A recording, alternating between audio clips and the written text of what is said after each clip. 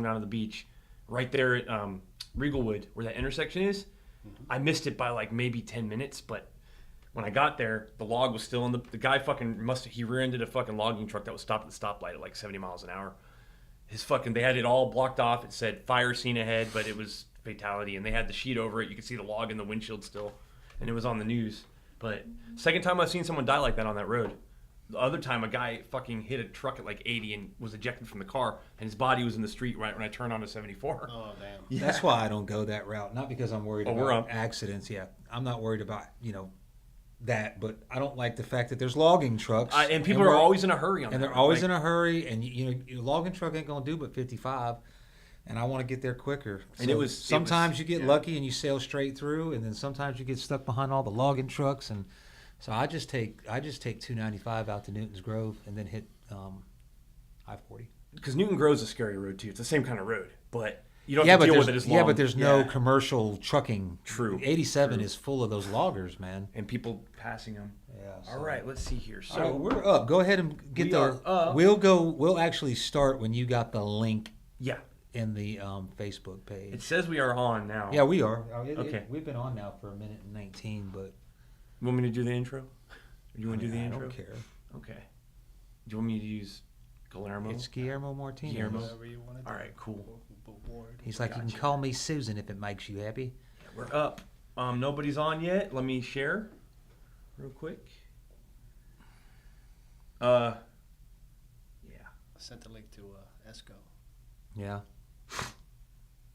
Oh, jeez. Fucking. Dude, that water. Blowing lines all day. No, fucking Carolina Beach.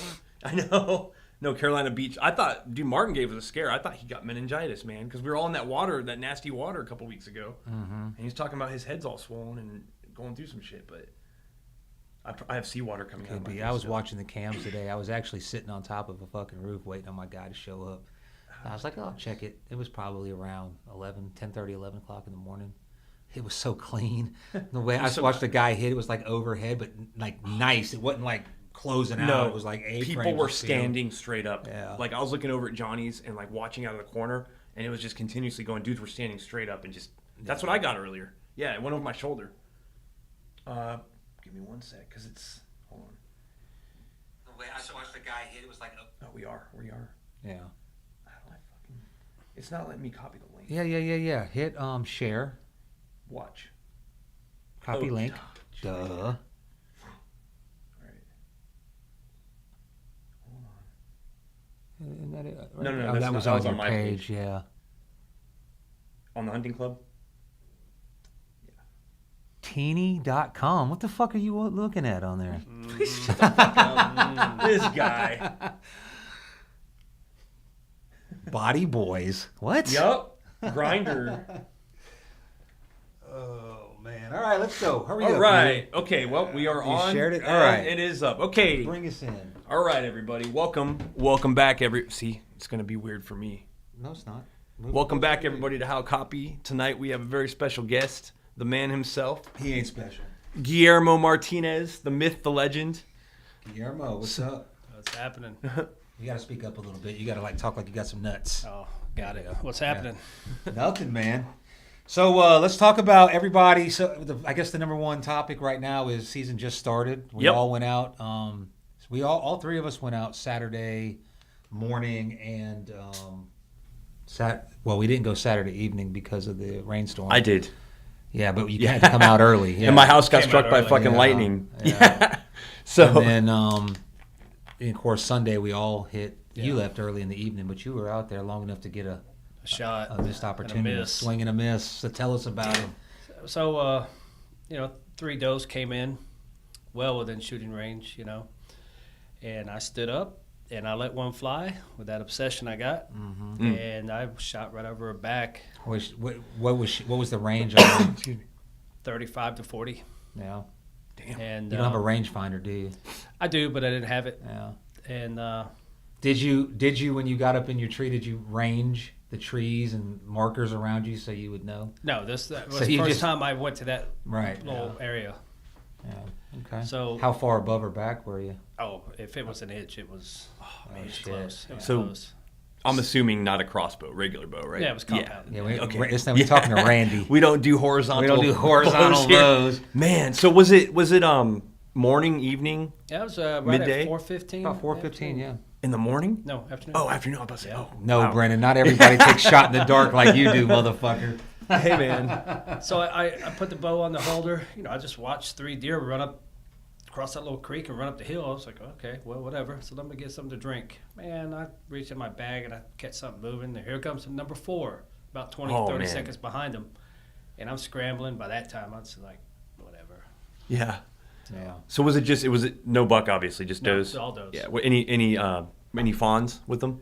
The fourth one. She Fourth one was a little fawn? bit smaller. Yeah. No spots, though. It's weird because I finally got some. I've been having an issue so far until this week. It's weird because it always happens to me during hunting season. I don't get shit on cam until the season starts. But I remember I showed you that I got a nice 6-pointer on camera in my secret location. But I got a 6-pointer and a spike 4-pointer, but they're already paired up with does. Yeah. And he's still in velvet too. And I'm pretty excited because he looks like he might be a non-typical, but it's hard to tell because he has, he's still got velvet on, so his horns look a lot bigger than they are. But Yeah, they look thicker. they do look like they're gonna be. Yeah, they look heavier when they're in velvet. Yeah. So, but I don't know, man. Like, I'm wondering because there's a beast in there as well, but I haven't seen him on camera since last season, and then he went away at the end of the season. I know where he's at. And I thought someone got him, but apparently he's still out there, so I'm stoked. But yeah, it was a good sit, man. So you just went out Saturday, I know where that beast is. Sunday, too. Sunday as well. Yeah. I don't Different care. It'd be area, or- 100 degrees. I'm going to be out there. Yeah. Oh yeah. You go hard. If anyone, Buddy and Guillermo are probably some of the most dedicated hunters that I've met here. Because I remember I met you last season. Yeah. Guillermo helped me out when I got that beast, and the wildlife center was closed. And it's kind of a bummer because they were tracking. I told them I had a shot and I was going to track it, but something happened where the dude had to cut out a little early, and I understand. Sure. It was right before the rut, so those guys need to take care of family stuff because it gets real busy. But thankfully, and it's funny too because like sure enough, I pulled up, and Guillermo's got this big ass oak tree in his front yard, and that's the deer cleaning station. And I was like, man, your neighbors must love you, brother. Well, They but hate fuck his 'em. guts. Yeah. the one across the street, she's an animal rights activist, and I was like, yeah, maybe she won't be up at this hour. Oh, jeez. So Yeah, but no, I really appreciate it. I still got your tomahawks in the freezer, man. Just let me know. No, because I told him I'd cut him some tomahawk steaks. But no, that was a good deer, man. that was a beast. Yeah, it was. See, I told Buddy. Excuse me. Well, actually, I told everyone who's seen the mount. The mount doesn't do it justice because obviously they have to use. Well, he was swollen. He looked bigger Yeah. than he looked heavier than he was. He was a good 180 Yeah, minimum. that's the only He regret could I have have is been not getting almost the weight a on. two, yeah, but he looked like he was like 200 because his neck was. I mean, it was Yeah. just right at the beginning. Fucker of had the a rut. huge neck, man. And he thought he was safe because it was nighttime, but No, it it wasn't. popped out. And the same thing happened to me on Sunday night. I was in the same kind of place. I was totally opposite site or spot. I was way out west Bragg, northwest Bragg, and I was paying attention because I'm like, I'm trying to figure out my timing this season while we still have day. I wish we didn't have a fucking time change because I know deer move with the light. And But with the sun. with the sure. sun, but for some reason I saw a lot more deer between like 7 and 8 p.m. Before daylight savings time, and it just seems like they're moving more when it's already dark after daylight savings time. And I know that's bullshit or whatever, but I know it doesn't matter. Well, I think that they But- move with the moon, man. Honestly, I really do. I know that that's debatable, and I don't have a bunch of science to back it up, but it just kind of makes sense that it affects fish, it affects the tide, Barometric pressure. barometric pressure. yeah, and cold the pressure snaps. was perfect this weekend. Yeah. And also, think about it like this. This is kind of a dummy way to think about it, but when the moon is really, really bright, like you got a full moon, don't you think they're going to move more?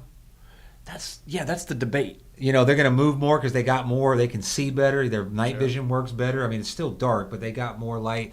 So you're going to see them because typically when there's a full moon, this is based on my own experience. I don't ever see them first thing in the morning. I see them like 10:30. Yeah. So when there's a full moon, I'm not really in a rush to get out there and get in my stand before the sun comes up. And I don't expect to see him until after 9:30. And typically that's how it goes. So based on my own experience, that's the way I see it. But Well, I can tell you this: the last day of the season last year, very last morning. I mean, I was flying to Europe the next day. That's right. I remember that. Yeah. And I got in there before sunup. Same spot that I got that one on camera that y'all seen that I posted. Yeah. It was still dark, and I had him walking in right underneath me. I couldn't see him. yeah. And then when it came light, there was some trees around, and I couldn't make him out. I was like, well, maybe he's around. I hit that grunt call. Big mistake. Oh, yeah. They just bolted. Don't- Yeah. That seems to be the general consensus around here, you know. Yeah. Now, I did have one coming, like, I took my buddy Will out to a spot, and it was his first hunt on Bragg, and he smacked a nice, it was a huge deer, but it had a small rack. It was still an 8-pointer, though. But it's a really cool deer, but what had happened was I was sitting up on this high point, and I was sitting above a food plot, and I thought I heard a grunt, but sometimes you think you're overthinking shit. So I hit the call. Or it's a woodpecker. Yeah, or a fart. I've heard people have farted and had deer come in on farts. He was pinned down. Let me tell the story real quick. Yeah.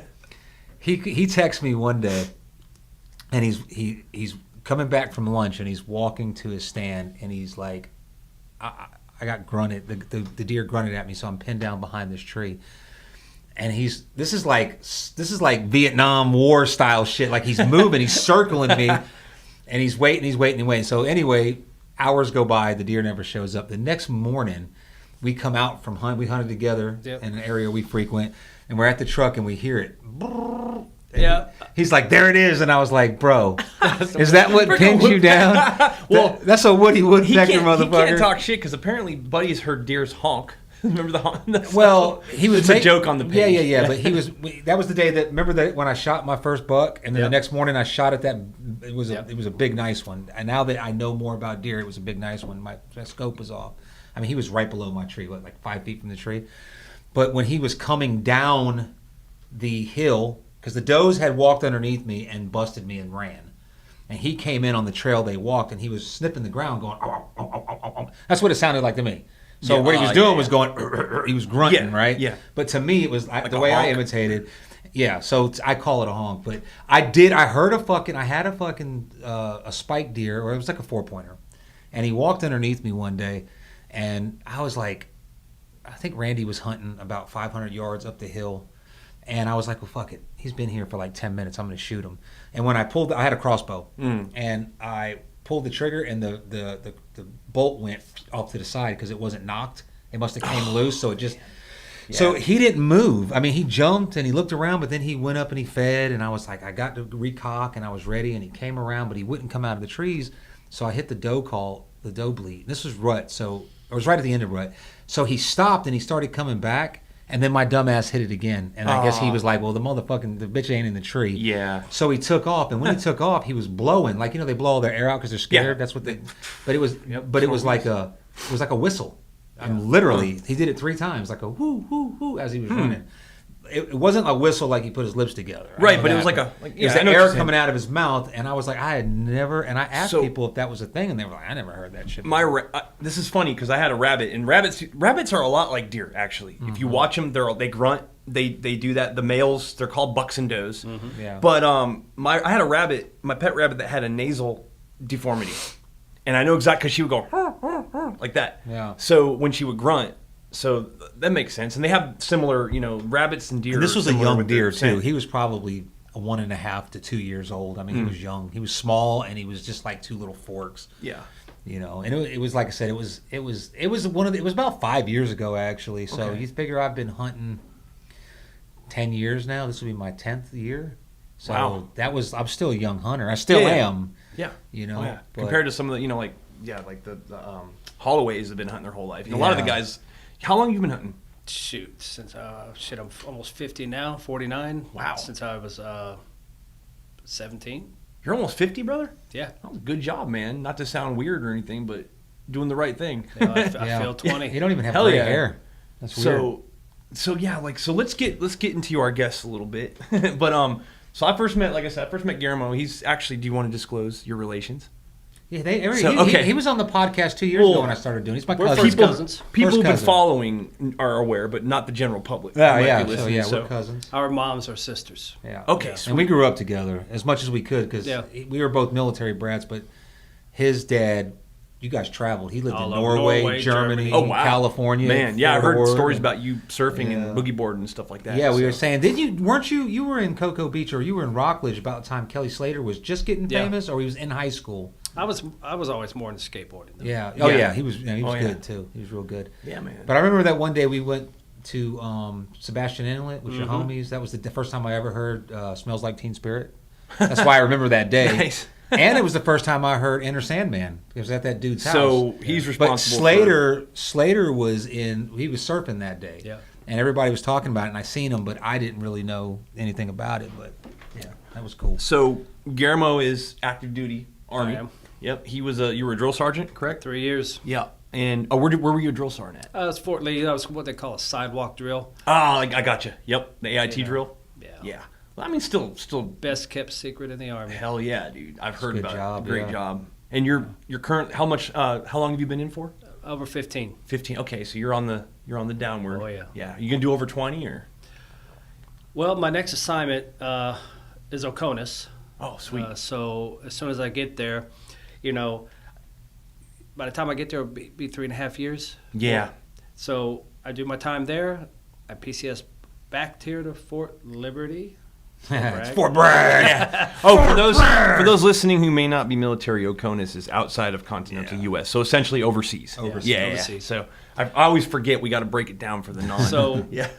do my time over there, PCS back to Fort Bragg, hopefully, because I own a house here. I'm going to be rented out, and then drop that retirement package. So, Hell yeah. 21, 22 years maybe. Yeah. Let me just tell you this right now. This motherfucker will stay in the Army until they kick him out. He'll be a 30-year not? guy if he can. Yeah. I mean, yeah. dude, you're almost 50 and you look like you're younger than that, and you're still. I know what you do, so you're kicking. And you're a jump master as well, correct? Yes. And recently a jump master, correct? Yeah. Congratulations, man. Yeah, that's a, Two-time yeah. jump master Hey, school. the Jump Master School is one of the, or it used to be one of the, I don't know about physically demanding, but mentally challenging. It is when you break a courses. finger. Yeah. yeah. I broke this finger in jump master school. Oh, that damn. sucks. That's it. Did you charge on? Oh man! Well, you could quit and come back. Fuck Yeah, no. fuck Nah, that. fuck no. Yeah. Yeah, that's a lot of mind stuff. Too, A lot of man. people are in the military with, you always have that guy that, and I've only ever met Marines that are like this, that just really love the fucking military. I mean, I loved it. They I love just, it. Yeah, I just had issues with physical, and my last unit was. Fucking No, you garbage, didn't love but- it like he loves it. I did, man. But I don't yeah, think no, so. yeah. You I wouldn't have don't got out at 17 Exactly, fucking years if yeah. you loved it the way he did. They Let's not wouldn't go have- there. I'm just saying. Yeah. But I think that if they let him stay 50 years, he will. I mean, I didn't like the military. I don't make no bones about that. My uncle Philip, I think Philip really liked the military. Yeah. He liked being airborne, and all that stuff. He liked jumping. He loved jumping. This motherfucker chases jumps. I do. Yeah. I'm just like, I'm the guy that goes in when I hear we got to fill first sergeant said we got to fill 3 packs tonight. I'm the one that jumps in my wall locker. Like, you ain't getting me. So how long you been jump master? A couple months now, correct? Since March. Wow. So, and you've probably had tons of jumps already. As a JM, Yeah. I've only pulled one AJ and a bunch of safeties. Oh, okay. You- I mean, Oh Uh-oh. shit! Is that me? That's I you. didn't, I didn't Ladies and turn off my gentlemen. thing. Hold on. Buddy Feeney.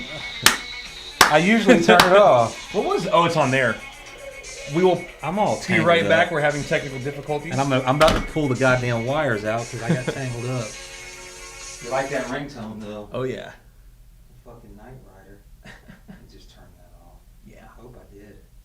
But make sure the sound's still on, and you also just fucked with the camera angle too. I know, So I'll fix it. We're good, right? hey, this is all DIY, and this is all we are. We I film, hope I turned produce, it off. and I don't edit. know because I can't turn the camera off to check it, but Yeah. all right. So, I'm sorry. I'm just gonna, just pick and got some Sure. questions. Just get to know our viewers, get to know you, because I know you enough. I know enough about you, and let everybody else know. But we got to adjust the camera big time. No, Hold you're on. good. No. Okay, we're good. That's on oh, the you delay. adjusted. All right, that's right. We're on Yeah. delay. So, multiple deployments, correct? just one. Just one? Oh Just wow, one. you got 'Cause- lucky. Man, let me tell you, 2010, 2011, Iraq, right? Yeah, I was there at the same time. Yep. I come back. It was Fort Stewart, Georgia, 3rd ID, right? Yep. I come back, and then a year and a half later, I PCS to Fort Bragg here. Yeah. And then That's right when things started to slow down. I re-enlisted to get back on jump status because Fort Stewart, you ain't jumping. No. So I got put in air defense, Okay. and within a month of me being in air defense, they took all the jump slots away from my MOS. Oh man. So I was like, well, I didn't re-enlist for this. So I went to G4, I think it was, in Gavin Hall. And I was like, I don't know what to do. So I got orders to the 82nd. Okay. And also had orders to deploy to Dubai at the same day. Oh wow. I took him to the first one. I said, which one do I pick? He's like, which one do you want? I was like, Dubai? yeah. You should have took that. Yeah, Dubai is pretty bad. What? I I didn't even know. I didn't even know there was I a didn't wanna station. go. But I can't there. blame you, dude. Honestly, I'm not a fan of the Middle East. It's cool. I'm glad I love got the to go, Middle East. but I love it there. Yeah, so I spent some, 6 years in the 82nd, and then I got orders to be a drill. And then when I went to drill sergeant school, the 82nd, my unit deployed. Gotcha. Of course. Yep. Syria probably or Hey, something like that. let me Or- just yeah. say this: Afghanistan. this Afghanistan. motherfucker comes back to Bragg and gets put on where you're at now. Yeah. which is SOCOM, right? Yeah. After about 2 months, he walks over to 82nd and says, "Hey, you guys need a blah blah whatever your MOS is," because he wanted to be back in the 82nd because he loves Army shit. Yeah. You were in the. He said they could, like the hands in the pockets and the hats cockeyed and the shitty Oh, uniforms. He wanted to be with the fucking. When I got put over there, they were like, oh, former drill sergeant. Oh, barracks manager. Oh, of course. Of course. So we had a barracks debacle, Yeah. mold, all that shit. Yeah, I remember that. Yeah. So sergeant major wanted everybody at the barracks. So I go over there. I see this soldier leaned up against the building like James Dean, hands in his pocket. It's rainy. He's got his beret. He's got his hood on. And I walk over to this guy, and I was like, hey, just like Knife this. hand. And he looks at me, and it's Sergeant Major Johnson. Oh shit. And he's like, did I do something wrong? I was like, yeah, you did. He's like, well, tell me. And I told him, but he's like, I don't care. Oh He was a sergeant major. Yeah. No. Let me tell you though, Jesus. one of the best mentors I had ever had. Yeah. I like him already. Friends, He was. still friends with him today. That's the sergeant major I gave that big deer head I hit. over Gotcha. there. Oh, wow. Okay, So, yeah. You must have really liked him then. Yeah. Got the scar to prove it. Oh shit. Hey man, if he's standing up against the wall like James Dean with his hands in his pocket, he's my favorite sergeant major already because I never had a sergeant major like that. We did have a good Jim Miller, Big Jim Miller. He was a good sergeant major. He wasn't that ate up though. My opinion on that is, I was a pre 9/11 Army dude. I saw the Army transition so many times to what it is now, and I think that the one thing we're lacking is that garrison discipline. Period. Oh, absolutely. Like you had the pre-war Army where it was dress right dress. We were training to fight. What's up? What was that? I'm the odd man out. Yeah, here. he's the shit. But I told Buddy if he was my fucking soldier, I've heard, just hearing the stories, I would Let me hate tell his you guts. something. Yeah, I bet you. Here's the thing though. Tigerland. Here's the thing, and I can probably say this now, maybe not you, because I don't know. I will outrun and outgun. Oh, that may be true. And I will get on, and I will kill. I will do the fucking job, but that's when I'll take the shit serious. But when I'm back in garrison, I hid and I ran from all the bullshit. Yeah. Like if I saw a fucking sergeant major coming, my ass took a left. Yeah. Because you just never know, and I don't like being talked to like that. Yeah, like I I get had, my first sergeant one time, he called me on we had a cell phone. No, I didn't have a cell phone. I was on staff duty, and he called staff duty, and he was like, "Feeney, get your goddamn ass to my office, right?" And I was like, "Roger that, first sergeant." And I put the phone down. I'm like, "Why is this motherfucker got?" I now walking in there like, "You ain't got to talk to me like that, bro. I'm a grown ass man. You just say, hey, Feeney." You could even say here, and I'm going to come, but you ain't got to talk to me. So I didn't like that. Yeah. And I didn't like the hands in the pockets was a bad thing, and Always has been. I just thought that was for the, I don't know. I didn't like it. I just know, I was in until roughly the end of 2006 from like 99, and then I got out and I came back in 2008, and it was like night and fucking day. Yeah. Now I'll tell you the big transition. Like, when did you join? 2008. Okay, so you were already. See, the Army had already evolved to the lackadaisious Army, I should say, or whatever, if that's a word. Lackadaisical. Yeah. 2008 and 49 years old, you do the math. Well, I came back in 2008, Yeah. so I'm going to say, it really changed in, when we went to Iraq the first time, the Army was like, oh shit, we have an actual war. And they started, the surge happened and they started getting desperate. They started letting all kinds of people in, and we were focused on war fighting. Great. Yeah. But the Army before that was, we went to the fucking field, we dug foxholes, we fucking set up concertina wire, we trained to fight a communist, human wave Cold attack. War tactics. Cold War tactics. Yeah. And big thing that really fucked it up, I believe, was the ACUs, because shining boots and uniforms and haircuts was just a huge thing. Fuck and that bullshit. But it was personal, accountability. Sure. And the last thing you wanted to do was be that fucking dude that showed up on Monday morning to inspection with the fucking fucked up uniform and boots, because your whole week would be fucked. Yeah. And our first sergeant, I'll tell you this is a funny story. Best first sergeant I ever had. Dude never yelled. Never saw him mad once. He actually reminded me a lot of just like the goofy black dad from 90s black TV show, Just a happy, jolly, he was a devoted Christian, but that dude was so effective. He used to do this thing called Alcatraz, all right? So if you fucked up, he wouldn't put you on the spot right there, but you knew, if you're late to formation during the week or you did any kind of infraction, right? And this is in Korea, so everyone's time in Korea is valuable, especially after work, right? What the hell was his name? First Sergeant Brown, okay? He was retiring, but he was one of the best leaders I ever had. Just an awesome dude, never cursed, always happy. I never saw the dude mad. I think maybe one time I saw him actually angry. But he had this thing. So Friday, release formation, he'd be like, all right, the company's released except for stand fast. And he had this thing called Alcatraz. And what he'd do is if you fucked up, it was a total mind game, because he would make you check yourself. Because it's like, if I did something stupid and he wouldn't, like I said, he wouldn't put you on the spot. But if you were late or you just did something dumb, weren't where you're supposed to be in the wrong uniform, on Friday, when everybody else got released, he would call out this list of Alcatraz. And what Alcatraz was, you'd go to his office and you'd do something like sit there and listen to a fucking book on tape. All right? I think it was Dr. Seuss on tape. And he would have all the soldiers and he would release them. This is Korea, so they have curfew at 1 a.m. Of course, everyone wants to go out to the Ville and drink. But he would release them at like 12:59. So it was just something to get on, Bro, we're talking about grown people here, grown right? people, yeah. That sounds like something you would do in fourth grade. But dude, we had I one ain't of the cool no. with it. Well, would you rather have that or would you rather fucking lose money? I don't. No, of course he know. did. What I'm saying is that whole thing, like you just explained, sounds like something my nun would have done in fourth grade. But still, I'm a grown ass man. You ain't got to treat me like that. If I fuck up, tell me I fucked up. Roger, it ain't gonna happen again. But you know what I'm saying? We had one of the most that was probably the best company I was ever in the Army as far as morale. Our commander in our first sergeant was phenomenal.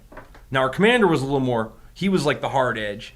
I was his driver at the time, but that first sergeant, man, everybody loved him, and he did something. He just did a lot of cool stuff. Like we had our unit deactivated and dispersed throughout the Army, and because they were drawing down a lot of stuff in Korea. But he had a time capsule, and every time a soldier would PCS, and I'll tell you what else he did too for the NCOs. He would dig out this box, and each soldier had to write a message in there, just about anything, about the unit or whatever, and nobody else could see it. But then when it was your time to go, you could sit there and look through the book and see the messages from everybody else. So you could write whatever you wanted. You could write "fuck the commander," "fuck the first sergeant," whatever. But it's just neat, And he actually in the barracks, he built an NCO room for the NCOs, and we had NCO DP every Thursday. They would let the soldiers go after we did our sergeant's time training, so in the morning, and then he would buy pizza and beer. And we had a whole NCO room. Every NCO in the barracks had a key, and he put every professional development thing on the computers there. He had all the counseling forms in there. We had a pool table, and it was just for the NCOs, and it had all the cool NCO stuff. And he would fill the fridge with beer. And basically, you could go in there if you're an NCO, and you could smoke in there and just hang out, and it was like old school Army stuff, like an NCO club. And every time an NCO would leave, he had a shelf, and every NCO had to donate something to the shelf that represented them in the Army. And it was just really cool because pretty soon that shelf was filled up with stuff. And actually when the unit disbanded, I was getting out of the Army at the time, so I was still in Korea. And I got to actually keep some of the stuff from the shelf because they just so that was pretty cool, man. There's other things you can do to maintain morale and discipline without being freaking down someone's ass all the time. But I did 3 years as a drill, and I never became under investigation. I never had any allegations of training abuse. And I did a lot of shady shit that I could have been. Yeah, but so I went there when you were a drill, and I was after 20 minutes of walking through the barracks with him, I was like, the standards are low. Did that motherfucker just call you Sarge? Oh, well, that's not you though. That's the Army. Did five privates walked out to go to formation and stepped over a bag of trash. Yeah. And then his response was make them do 10 push-ups. Now, I'm not saying that you're like a pussy or nothing, but that's just the way the Army, if you would have went out there, like what would have happened when I'm sound like the old guy. If that would have happened when I was even at Fort Knox, the first time I went through basic training, bro, we would have had to strip the floor. Every time we got in shoulder zone, we had to strip the floors, re-wax them. Yeah. You know, it was like, I just couldn't believe it, man. You know, the privates nowadays, they when I first got to be a drill, we took their cell phones for the first Cell phones. 4 weeks. Yeah. And they had to earn gold face. Mm. And they didn't earn gold face. They didn't get their cell phones. And now they get them regardless. Yeah. See, all the shit you were talking about when I said it sounded like, low fourth, that's the way it should be in the beginning. Right. Like in basic training, it should still be hard as fuck. Yeah. It should be fuck around games. It should be all that. I agree with that. But you always hear the stories. Like, you talk to older vets, and it's always like, well, back in my day, and it does. Society evolves. But when my dad was in the 82nd, they were fucking gangs. Yeah. Like, and the 82nd was like the jumping junkies in the 70s. Yeah. So there was actual gang violence on Fort Bragg. So, I mean, I think, but those were draftees we too. would receive soldiers for basic training that were given a free pass because they couldn't pass PT test. What the hell? And then if they still couldn't pass it, they got a free pass because we had to send them on. Yeah. The reason for that is politics. Yes, Yeah. right. It's the officers have OERs. Yeah. And they're made or broke by those OERs. So, it's like when we did EIB, when the 82nd Airborne did EIB, and I don't remember what year it was. I think it was 2002 or 2003. They do it every 6 months. 89% of the people that now we didn't do it as like a platoon. We did it as like a regiment. Yeah. Right? It's a whole phase. Like 89% got their EIB. That's lowering standards, because before that it was like, what, I don't know, 20%. Yeah. It was hard. You didn't get it, and they had all these challenges. Now it pisses me off because I know guys that got their EIB that shouldn't have gotten it, and they wouldn't have gotten it by the standards the year before. Right. And it was hard for me to get it. I mean, from day one, did you go through EIB? Yeah. You were infantry, right? No, not EIB. No. Didn't get a chance EIB. to. Okay. So we call it blade running. You get 2 no-goes, and on the third one you're gone. Right. So like and it's usually 3 days. So on the first day by lunch, I was already blade running. Yeah. Because I went through these stages. And these guys, we call them badge protectors. Like, they don't give you no chance. Like, you fuck up, you're done. And that's the way it's supposed to be. First time go. If you make it through it, you're a true blue. That's what they call you. Yeah. But so I had to really concentrate, because when I went through the training, I was half stepping it. I ain't gonna lie. I was like, oh, fuck, I don't want to get out of here. Yeah. What time's chow? Like, I know how to call for fire, But then when it came down to it, every station I had to do, I had to like really concentrate, and it was nerve wracking, and I got it. And the fucking 12-miler became a prerequisite. yeah. What the fuck is that? That should be part of it. Like, you fail the fucking 12-miler, you shouldn't get your. There's guys that went through the 12-miler 3 times. Yeah. Right. But the commander looked really good that year, didn't he? Oh yeah. So Anyway. I think for the people listening, like drill sergeants and drill instructors and whatever the hell they're called, I don't even know what they're called in the Navy and the fucking Air Force, but instructors. RDCs? yeah. Yeah. That's Really?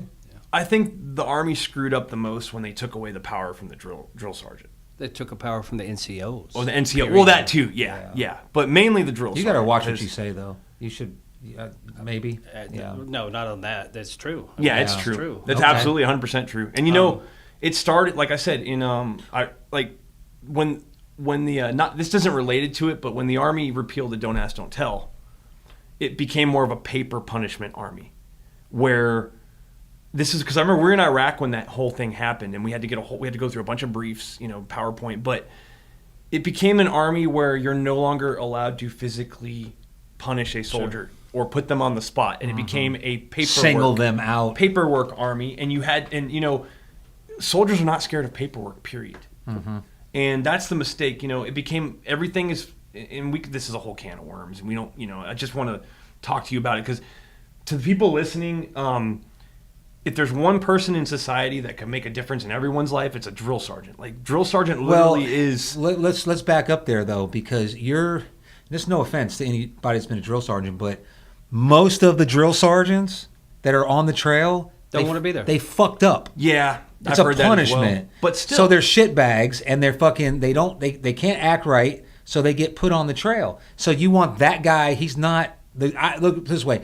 I only ever had when I went through Fort Knox in 1995 was the first time I went through basic training. Yeah. There was 2 drill sergeants there that gave a shit, and they were good, and they were impactful.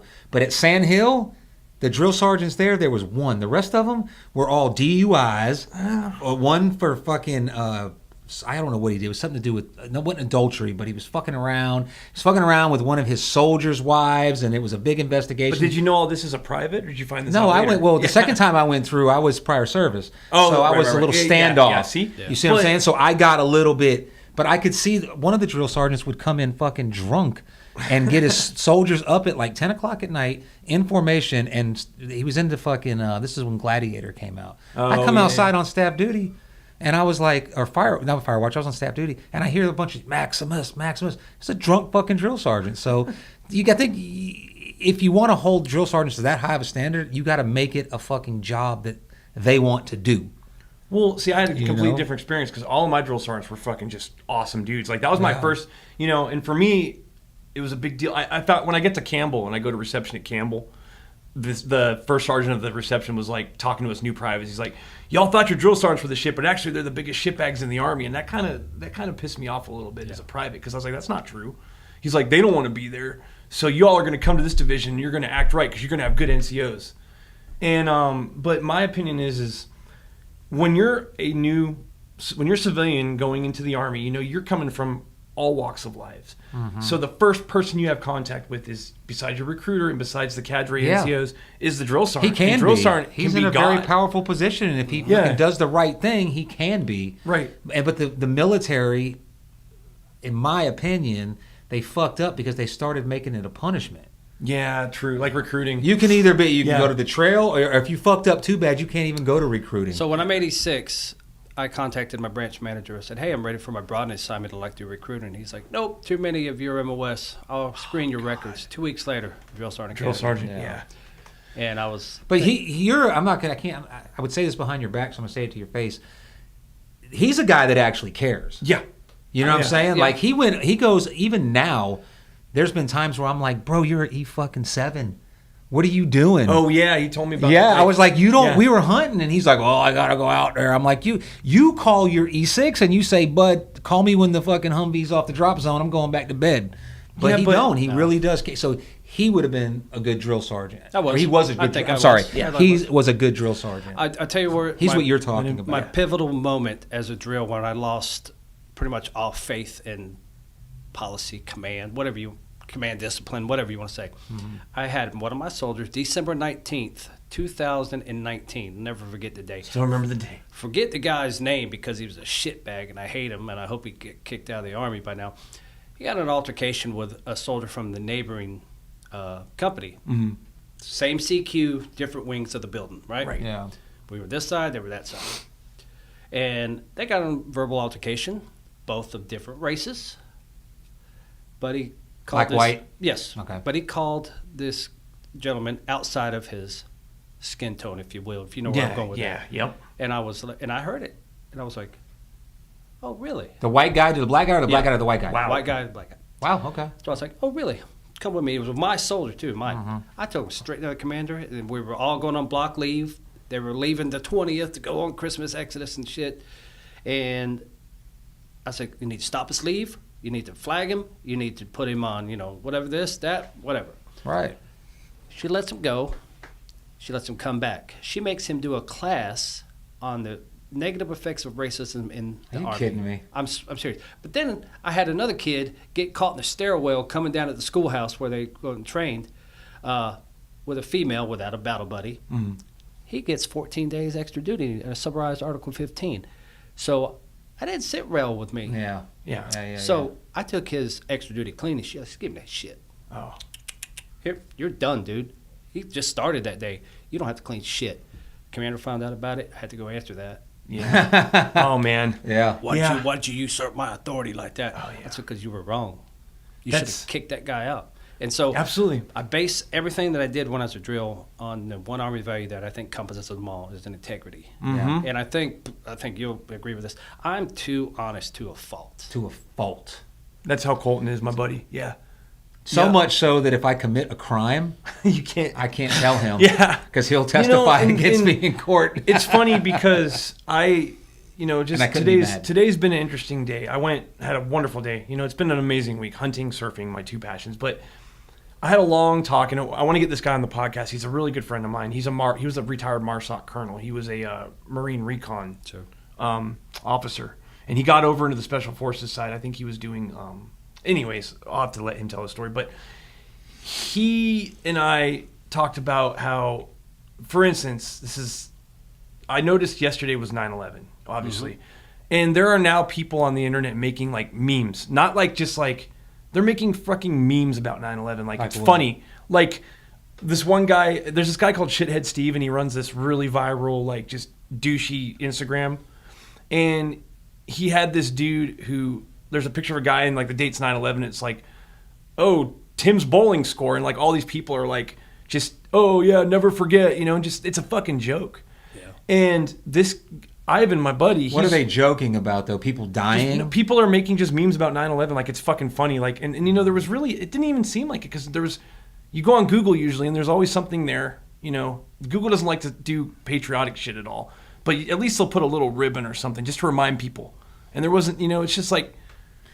Well, I know I caught a little flack yesterday. I didn't post anything because I don't never post anything on days like that because I think it's virtue signaling. But I think that I don't believe that 9/11 was a terrorist attack. Well, I mean, besides the point, but still people died. So me bringing up the fact that it wasn't a terrorist attack. It was an inside job. That's not me. And people take that. Oh, the people died. Yeah, okay. So we need to be celebrating or remembering the fact that people died.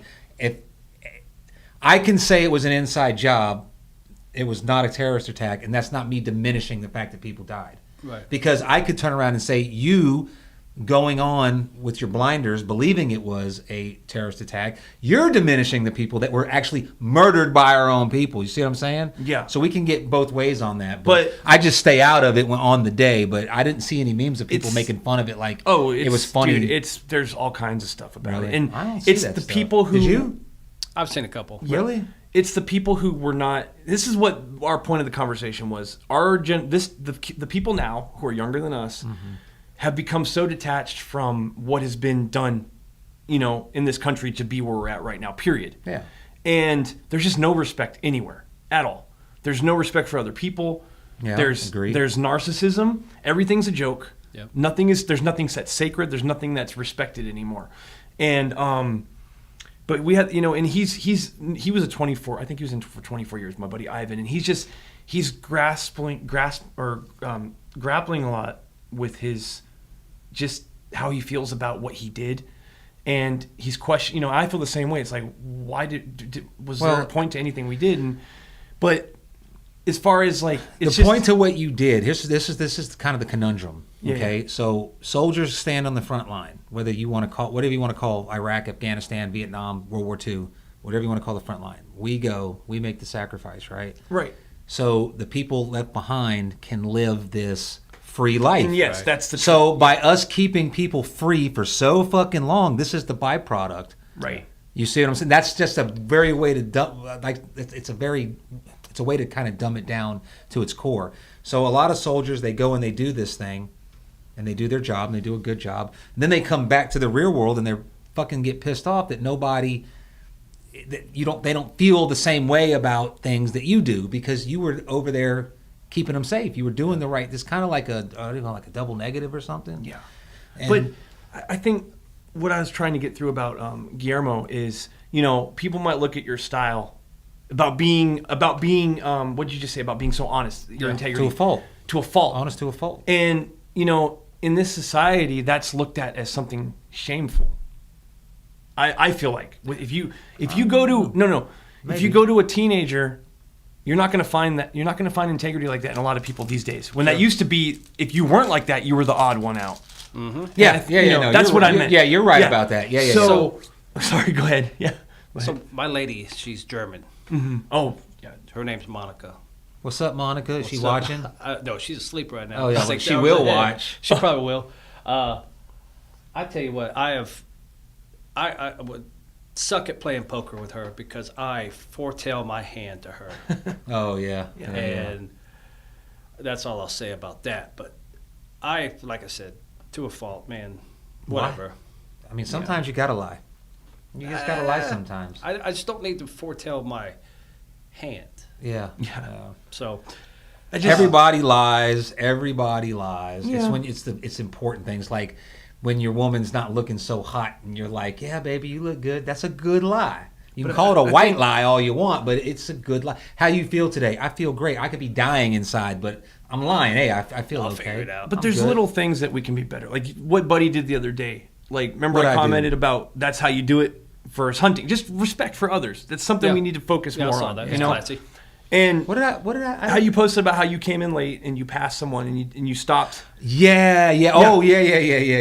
Etiquette. Etiquette. Hey, Yeah. so yeah, I tell you, a couple of people made some brash comments, like, and that's one of the things that people don't like about Bragg. But I'm gonna tell you, I wasn't even mad.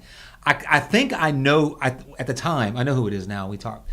I thought I knew who it was, but I wasn't sure. And that time of day, I didn't want to drive up on him. Sure. So I just, and then he disappeared around the bend, and I didn't know if he went in because if he disappeared where I thought he went in, that's where I was hunting. But he actually kept walking. He just parked up here. He probably walked a good quarter of a mile to where he was actually hunting. But yeah, man, I didn't get mad about it. And that's just, there's plenty of woods out there, and there's a freaking deer in every part of the woods. And So in my unit, a lot of people, they hunt, right? But they don't hunt Fort Bragg. There's too many people. There's deer are small here. I was like, bro, you don't know what you're talking about. you know what? Don't tell them any different. Keep Say, it yeah, a you're secret, right. but yeah. You're right. Be like, I'm just dumb. I just like hunting Fort Bragg because I'm dumb. No, and that's the thing too. Like you ever heard the term gatekeeping? It's a popular term these days. Like since everything's a thing, I think I've mentioned that before. There's literally a thing for everything now. There's a subculture for everything, and you hear about gatekeepers, but I don't know. I'm on the fence where I came here and I was used to hunting. The land I really learned to hunt on was wildlife management areas in Louisiana, which are public land, and there's tons of them, and they're well managed, and they're amazing, and the system there is just so easy, and anyone can go out and hunt. Now people are definitely territorial. I had a run in with a local one time, and this dude was on an opposite ridge, maybe about a half mile from me, and I drove my Jeep up and I parked. And he comes out, and I couldn't understand what he's saying, but he was an older guy, so I respected him. But he starts yelling and waving his arms, and I was like, dude, we have a whole valley between us. But still, I was like, well, I think that's a lot of those northern training areas. Oh, here? Because I have heard stories of, my tire was flattened, and wow. people get upset that you're in their spot. Yeah. Yeah. Bitch, you should have signed in. I don't know. I true tell that you too. what, I've been hunting this spot, and I'm not even mad about this, but I've been hunting this spot for about 7 years now, and I usually have the whole ridge to myself. I've never run into anybody there, and I ran into a guy Sunday night. Started talking to him. And he's hunting that area, and I'm like, oh motherfucker! But he's good kid, so I'm not mad about it. But if you notice that area, if you looked at it Saturday, there was like 9 people signed in. I have never seen 9 people signed into that area. Oh, was that? Yeah. 9 people. 9. Yeah, I think you were one of them. I was one of them. So 2 of us. So there's 7 more people. I didn't know. I didn't go. I went came somewhere else. To Fort Bragg, 2013. Wow. And I was born and raised here. Yeah. Just along with him. Yeah. And I started hunting in Virginia, and then down in Georgia. And the lay of the land is a lot different as far as it's like mostly oaks and dense and all that. And I come here, and my first time I ever went hunting here, I went to SR. I think I signed into R. It was 2013. I killed a 6-pointer that day. Wow. And then somebody's like, "Yeah, I was hunting right there. I thought you was in S." And then I kind of looked on the map. I was like, "Holy crap, I was in S." Uh-oh. I didn't know. Yeah. A couple fire breaks over. A couple Yeah. fire breaks. Whatever. It's confusing, but it's funny because there's all this area, but people still tend to pack up in the same spots. Yeah. Now, have you ever hunted the NTAs? Once or twice. I still haven't. Yeah. I just stay away. I go to that one area that y'all know where we go sometimes, and I had a problem. Wow. An NTA? No. I've only been up there a couple times, and I just refuse to compete with like non-military people. Or not people that can't sign in at iSportsman. They just think it's a free for all. They can go up there and do what they want, ride 4-wheelers and all that kind of stuff. I have noticed that about like the outlying areas. Even I like to go to Western Bragg a lot. Sure. And it's I like it because one, if you look at the if you have that app, what is it, Hunt Stand or something?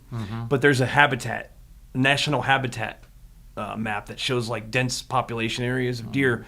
If you go up and look, what is it, Harnett County up there? If you go more north, that's Moore County. That whole area. Moore, area is very. It's probably the densest deer population in the state in that area, local to us. So I figured, and it actually says on the app. The app's really handy. You can get in there and it tells you like the best places. It tells you ideal habitats. There's all kinds of filters on there you can look at. So recently I discovered that part, and I've only seen, I think, one other person out there one time, and they were parked on the fire break, which they're blocking it, so they're kind of claiming their spot. But that's cool, that's fine. But the whole time I've been hunting out here, Sunday, that's the only time that I've ever run into another hunter. And we were the only two people signed. That's what Randy said. Only two people signed in this area, and we were parked on the same fire break. Twice I ran into people in 10 years. So that's not bad. So let me think. So the first person I ran into was Donald Hutchinson, I believe. Red Jeep. Yeah. So he was because you were honing in on his territory. No, I wasn't. So when I first started hunting Bragg, I had a minivan, and I only could access places that had like a hard top. So what I would do is I would park, and then I would walk like far. I'd walk like a mile in sometimes. Well, one afternoon, this was my first run-in with another hunter on Bragg, and it wasn't a run-in. I thought Don was mad at me, but now that I think about it, he was in a hurry because he'd forgot his ID or something. But I felt kind of bad and then I ran into BT, and that's when I met Bennett. But then I talked to him at the skin shed and apologized but I parked up there in that. So let me guess, did you walk under his tree at? No. Because you were late? No, so I was actually geared up and ready to go, and I see this Jeep pulling up, and he came up, and he kind of looked flustered, and I felt like, he was older than me, so I have respect for people older than me, and I felt I was like, damn. I was like, I'm not in your spot, am I? He's like, no, I'm running late because I forgot my ID, and it's getting to be that time. Yeah. But I told him, I was like, look, I don't even hunt here. I just park here. I go way deep in, so I don't mean to impede on you. But the time I felt bad was when I pulled in, and at the time, I didn't know, but Bennett, I didn't see him. I saw his Jeep, but then as soon as I pulled in and stopped, I saw him like he was doing something. But I didn't get a chance to say anything to him. I kind of just went off and did my thing. But I saw him at the skin shed. I was like, I didn't like get into your area or anything. He's like, oh, no. He's like, because I told him the same thing. I was like, I just parked there. But I actually hunt way deeper in than where I park. But the one time I did actually impede on someone was that day I was late, and I was trying to get to R, and I was going across the middle fire breaks. And I must do that one day, like every spot I had picked out. What about the time you drove under me at 5:30 in the evening? Well, you knew I was coming. Yeah. And plus you were right off the freaking main road. Right. And he posted on the damn Facebook page. He's like, this asshole in the white. Yeah. I did it during turkey season. I came out from the area I was at and coming up the fire break before I hit the hardball there. And I just see all these turkeys just out the middle of the road. And then I seen the blind. Oh, yeah. And I posted on, hey, man, look. But the way it was a curve. And by the time I made that curve, it was all right there. I was already right in the middle. Those turkeys are lucky their blind was there. He would have ran them all down. Now, during turkey season, I have had one guy. I don't know who he is, but he always shows up. And he just drives around the freaking drop zone. But the funny thing is I don't know if if you're out there listening, he's got a maroon, like. Yeah, no, I think that guy, I've seen him before. I think I posted years ago. I was like, look, bro, it's prime time. Yeah. You're doing 4 miles an hour. We know what you're doing. He's hunting from his truck. Yeah. But he, every time he's like, are you all hunting here? And I'm like, he's hunting from his truck. If you want to be a dick. You met him one time. Yeah. We were hunting out at Normandy in that area, remember? Mm-hmm. Yep. He pulled up and he was like, oh, did you see anything out here? It was like, man, you're driving around at, this is rut. It's 5:30, so the sun's going down. It's almost dark, and you're still cruising, looking for a place to hunt. You ain't fooling nobody, motherfucker. Yeah, but it's just. Oh, but in Louisiana, though, that guy was pissed. Like, he was yelling at me. And my thought process was, well, and when you're out there, this is before cell phones, too. Like, they were a thing, but this is before, like, you have before coverage. You had to have them. And I'm like, I'm in a spot where if someone decides to take me out, they won't find me. So I just I got in my, I think I did It's like surf spots, man. Yeah. You don't want a bunch of people knowing, that it's so good. But, like, the one area that's gotten real crowded, like, I don't even want to hunt there now. I don't mind it, man. 9 people all in that same But it was also area. opening day. Yeah, but... So here's where I'm at this year. Yeah. I know next year I'm not going to be here. Okay. I'm going to be Oconus. Mm-hmm. I'm going to be 3 to 4 years across the ocean. Mm-hmm. So, by God, if I can get out early every day, which in the organization I'm in now, I can do what I want. Yeah. Right. You can't do what you want. I can get away with a lot more. You have an open schedule. Yeah. There you go. And so you have a work. Hey, they hunt in Germany though. They got those little deer. All right. So my lady says that she could set it up to where there's some hunt clubs up there. Sure. Yeah. Oh yeah. That I can just like behind the scenes take 1 or 2. Yeah, but I think you can hunt on the bases there. They got those little they're deer, but they're the size of goats. I mean, I'm gonna take a couple bows out there. Now, with me. I don't know.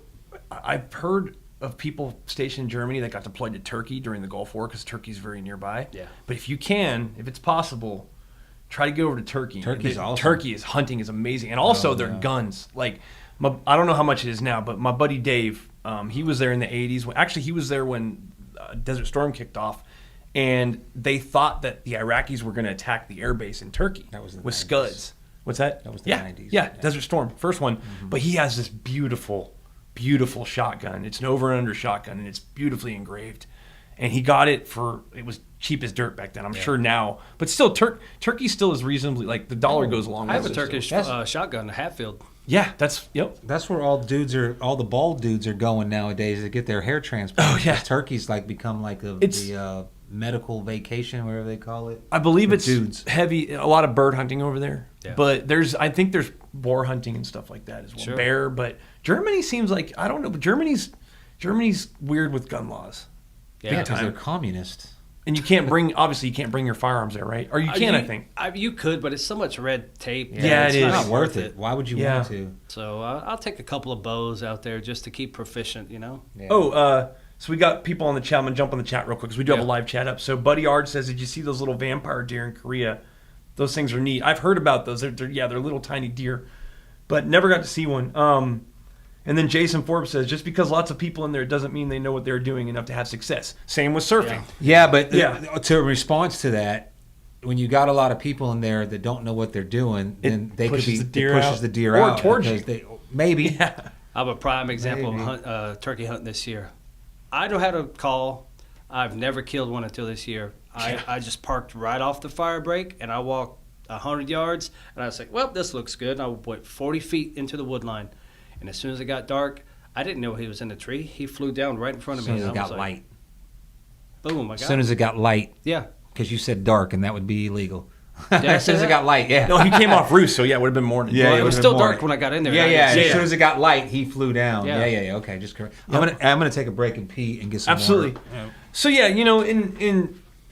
when I come back, I got to bring it up. Don't let me forget. We got to talk about this big doe competition. Oh yeah. The only thing that bothers me about hunting on Bragg, the only thing, because I get soldiers, all right? Soldiers are going to PT. They're PTing. Sure. You can't be mad at a soldier for PTing, all right? They're not supposed to be out there unless their unit's out there and it's reserved. However, they're going to do it. I used to do it at Fort Polk, all right? I used to take my guys off the beaten path down the fire breaks, rucking all the time.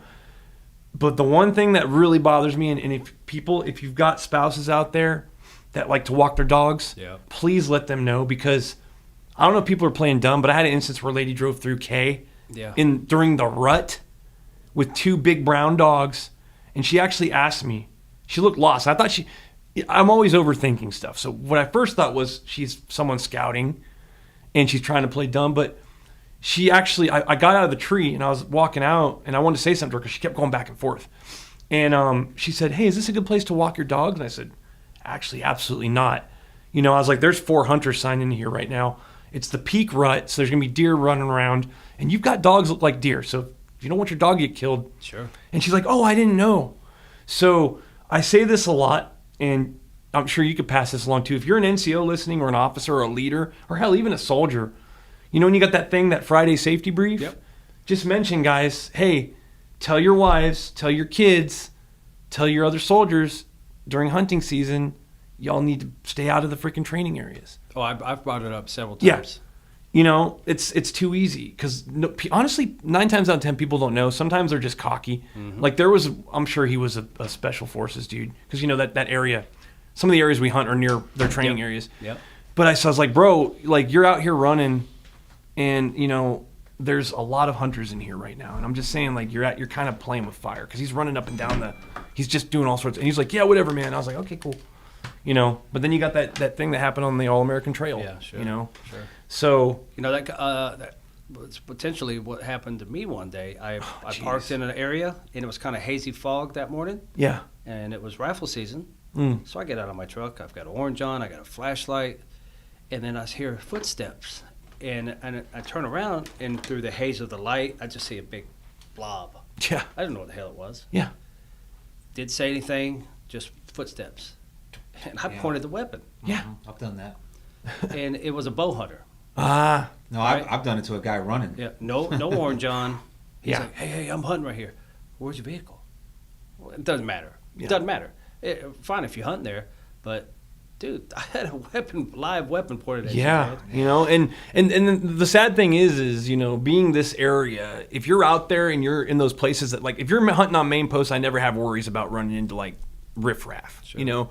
But when you're out there and you're out by like Rayford and you're out by, you know, wherever else where it's just out there and you got the meth heads running around in their four-wheelers and there was one time where this happened last season actually. Check this shit out.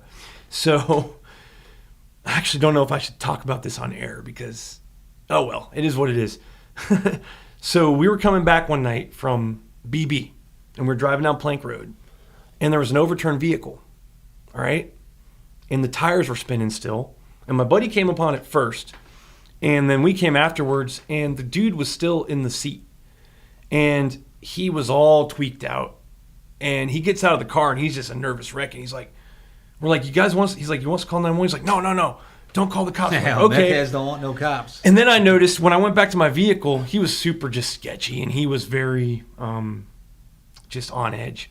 And he's like, you guys aren't police, are you? And we're like, no, we're all vets, dude. Like, you know, we're just hunting. And then I noticed he had a fucking ankle bracelet on. Uh-oh. And then I also noticed his car was just full of random shit still in packaging and stuff. So I was like, you know what? He's Porch okay. pirate. What's that? Porch pirate? Yeah, that's, you know, and I was like, this guy probably, I was like, you good? I was like, he didn't seem drunk. Couldn't smell alcohol, but I was like, you good? I was like, did you black out or something? He's like, yeah, I just nodded off. And he was like completely upside down in the shoulder, but I was like, oh man, maybe, you know, I was like, I kind of walked away from that one. I was like, maybe I should have called the cops. But that's the kind of shit I think about when I go out there, especially when you had those 2 dudes found murdered out at, you know, and that's a whole podcast. There's actually podcasts about it. But, you know, you got to be careful out there. And it's true. Someone walks up on you out there, you know, just be aware. Like, if you're not hunting, you shouldn't really be out there unless you're training. So, about those 2 that were killed in that truck or whatnot, right? Yeah. I'm in a hunt club in Virginia where I was stationed at Fort Lee. I joined a hunt club up there, still in it. Mm-hmm. I take my RV up there, you know, so it's 150 miles from here. Yeah. And one of the guys in the hunt club, his brother is one who actually found him. Oh man. Oh, wow. So he's like, hey, you hear about that? And I didn't hear about it. And he's like, he told me about it. I looked it up. I was like, holy shit. Oh, it's a whole, man. Yeah. I'm not going to really talk about it here just because, like, it's Yeah. it's very sensitive in this area, and there's a lot of people who are probably involved in that. Yeah. Could be listening. We talked about it one time. But it's, dude, if you get into Was that. it you that had all the details? One guy Yeah. was in Delta. And he Yeah, one guy was. They're all. It's very, Yep. and it's just it's not within my pay grade basically. So to worry I put about that in the none of my business category. But if I found 2 dead, we were talking about it with Jonathan. we were talking about things that go bump in the night. If like, I found 2 dead bodies in the woods at 5 o'clock in the morning, I don't think Yeah. I'd ever walk in the woods again. But I will tell you this: getting back to hunting, on Sunday morning I waited until pink light. Yeah. And it was so easy. And as I was climbing the tree, I could be more quiet because there was more noise. Did you listen to the podcast about that? I did. Yeah, I think that it was a plus because especially now if the feeding times, I will tell you this, if the feeding times are going to be from dark to sunup, I'll probably go in. But then again, look at it this way, they're up moving around during that time. So it was a lot easier for me to get set up because I could go slower. But I went slower, but I went faster, if that makes sense. So if you don't mind, I mean, we like to get a variety of hunters on here, and everybody can share something. Jesus Christ! I know. I thought I turned it off. We are failing this podcast. No, but we'll wait. Little musical interlude.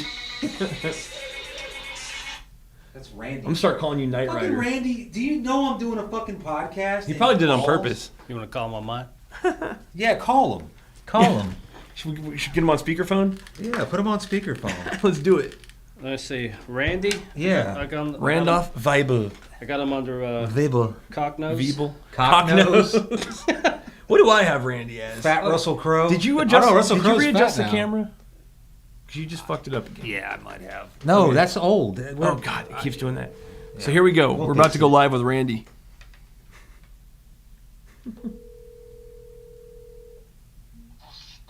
What's up? You cocksucker, don't you know we're doing a damn podcast and I use my phone as the camera and you're calling? Well, no, I kind of knew you were doing a podcast, but I wanted to chime in. I couldn't chime in. How do I even make a comment? I'm watching it. Yeah, you're on air right now. You're on air right now. Did you talk about some hunting shit? I don't give a shit about 9/11. I don't give a shit about all this other shit. Can we talk about some hunting and Willie missing a doe? Yeah, we already talked about it. You missed it. I missed that. Yeah, you missed it. No, Randy. So, for those who's listening, Randy is also a Jedi master of Fort Randy Bragg ain't hunting. shit.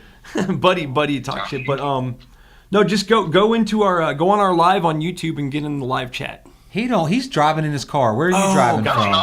I'm sitting in the house right now. Are you? Oh shit. I just subscribed and I figured I'd just get on there and I can't figure it out how to damn start chatting on You there. sound like the guy from the grandson from Anchor Grandma on TikTok, dude. Wait a minute, Randy. Hold on. You just subscribed just now? Yeah. Yeah. See, you're a homie. You have no. You should have loyalty. subscribed a year ago. I know, right? You don't give a fuck. No, but no, it's all good. Yeah, I've been trying to keep it on hunting. They keep going off on all this. Nah, we'll get heavy into hunting. Yeah, we're gonna get back into it. Did I hear Willie start talking about has he dropped his girlfriend's name about 7 times? Monica? What the hell are we talking about over there? Hey, Oh, Monica. Oh, Monica. Hey, check it out. Girls when I get on there. Hey, Cocknose. Oh, Monica. Get the hell out of here, Willie.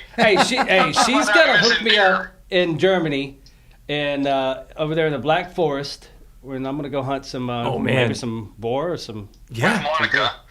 Drop Monica's name one more time. I'm gonna hunt with Monica. Yeah. So Randy, did you got out this weekend? He fucked up. Yeah, I had a nice one come in. 8 o'clock in the morning on Saturday. Saw him coming down. He was about 40 yards out, but he was behind some thick stuff. I could see the velvet, coming off his antlers. I could see the blood on his antlers. Then he got within 25 yards, but he stood right behind this tree with branches going everywhere. And I figured he can't go to the right because there's what do you call that? A fob, Willie? Yeah. Yeah. Well, just go ahead and give the goddamn location away, goddammit. Shut your mouth. 30 yards, there was a fob 30 yards away. I was like, he can't go right. If he goes, he's not going to go back the way he just came.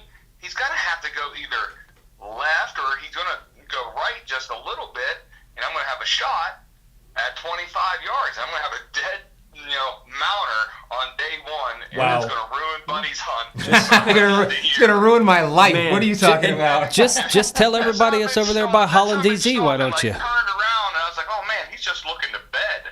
And I think he did bed. And me sitting in a tree stand for too long, I'm sitting there, oh my God, I can't move, I can't fart, I can't do anything, can't get a drink of water, can't pee. And I kept texting him.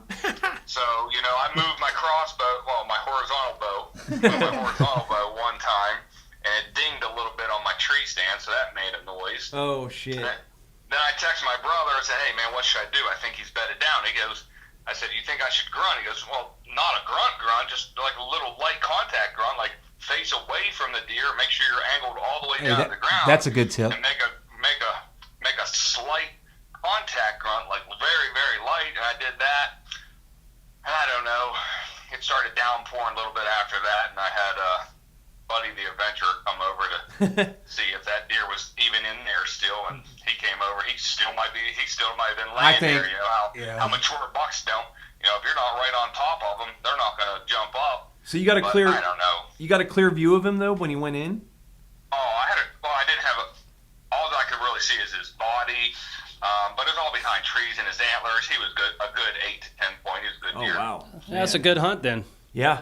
It was a good first day. Nah, man. it's not a good hunt when you don't take the shot, you piece of shit. You should have Does shot anyone- that bitch I at could have 35. shot and wounded a deer, or I could have killed him. I don't know. Now I'm thinking back, well, I should have just put an arrow in him, but Yeah. who knows? Did anyone? I don't think anyone got one this weekend. Nobody on the page. Yeah. Does anyone aware? Are you aware of anyone that got one? I went to the skin shed, but there was nobody there. I don't think anybody. Not on the. I don't think anybody got one. So, oh well. Hey, they're out there. They're moving, but Yeah. I'll be there Saturday and Sunday. When he Oh, came across the text message and said I got a deer, I was like, no, he don't. And then Willie was like, where's it at? And I'm like, he ain't got shit. But then after about 10 minutes, he was like, oh, he started. And then I was like, oh, this motherfucker's telling the truth. And I'm like, any minute now, I'm gonna get a text that this cocksucker killed a buck on opening day, and it's gonna ruin my life. a nice buck too.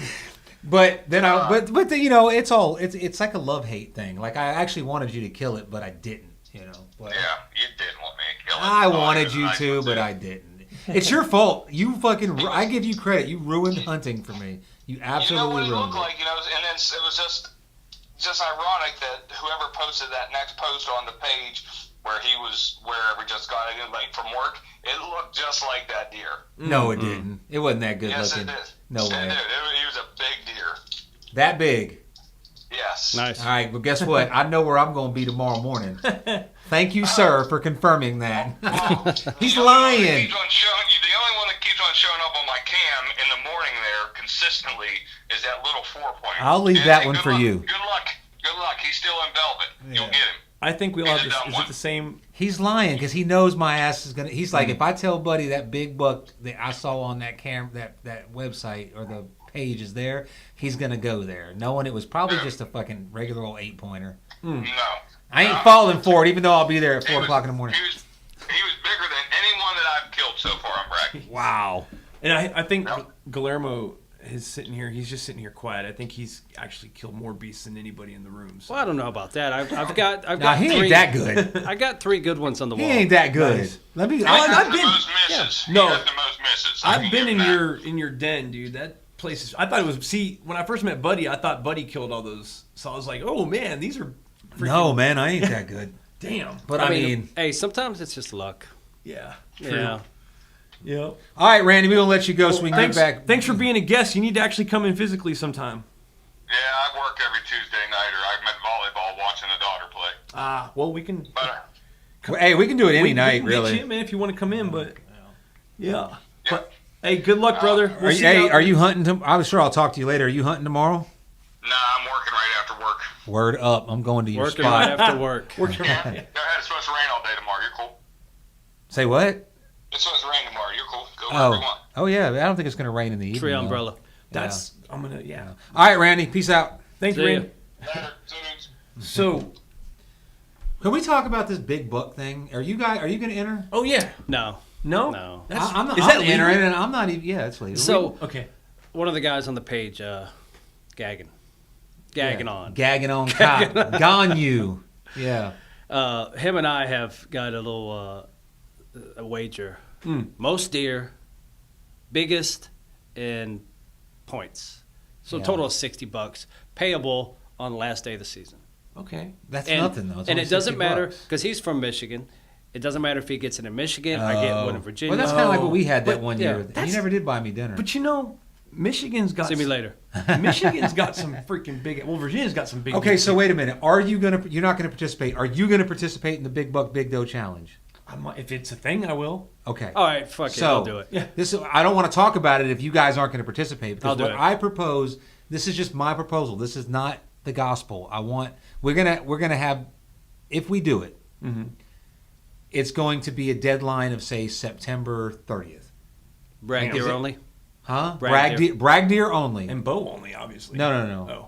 It can be anything. I'm not getting into that. Trust me. But it's going to be bows. Well, the black powder. No. starts, right? The deadline you to sign up. Oh, the deadline to sign up. Oh, okay. Right. From now until September 30th. No. And that gives you all of October, all Okay. of November, and all of December, and everything. And so yeah, that's just to sign up. What I propose is $100 per group. So if you want to enter the big buck, it's $100. If you want to just enter the big doe, it's $100. If you just want to enter both of them, it's $200. Winner take all. That way, and this I only say $100 because first of all, everybody on our page gets real excited about things that cost money until it comes time to pay for things that cost money. Yeah. So if we only going to get like 15 people, I don't want to be. That's $1,500. That's good. Yeah. I don't want to go with $20 and then only win 150 because we only got 15 people or whatever that comes out to, 300 Yeah. something like that. I don't know. So, but here's the thing though. It sounds real easy to do. When I was talking to Don Hutch last night, and you'll be surprised at all of the curveballs that you can have with people complaining. Yeah. You know what I mean? Like, True. how are we going to score? How do you score the buck? What's the biggest buck? The heaviest buck? The oldest buck? The inches on his antler? Who's going to measure it? Right. It has to be an official, Right. There's documented state. Something. So, yeah. I don't know. Maybe, and I was hoping Jonathan would be here tonight because he was just Jason Forbes says, I'll lose some money. Okay. Well, good. There's another one.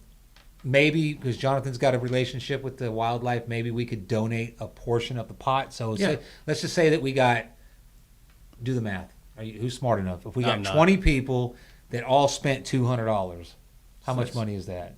20 people for $200? That's 8,000? No, wait.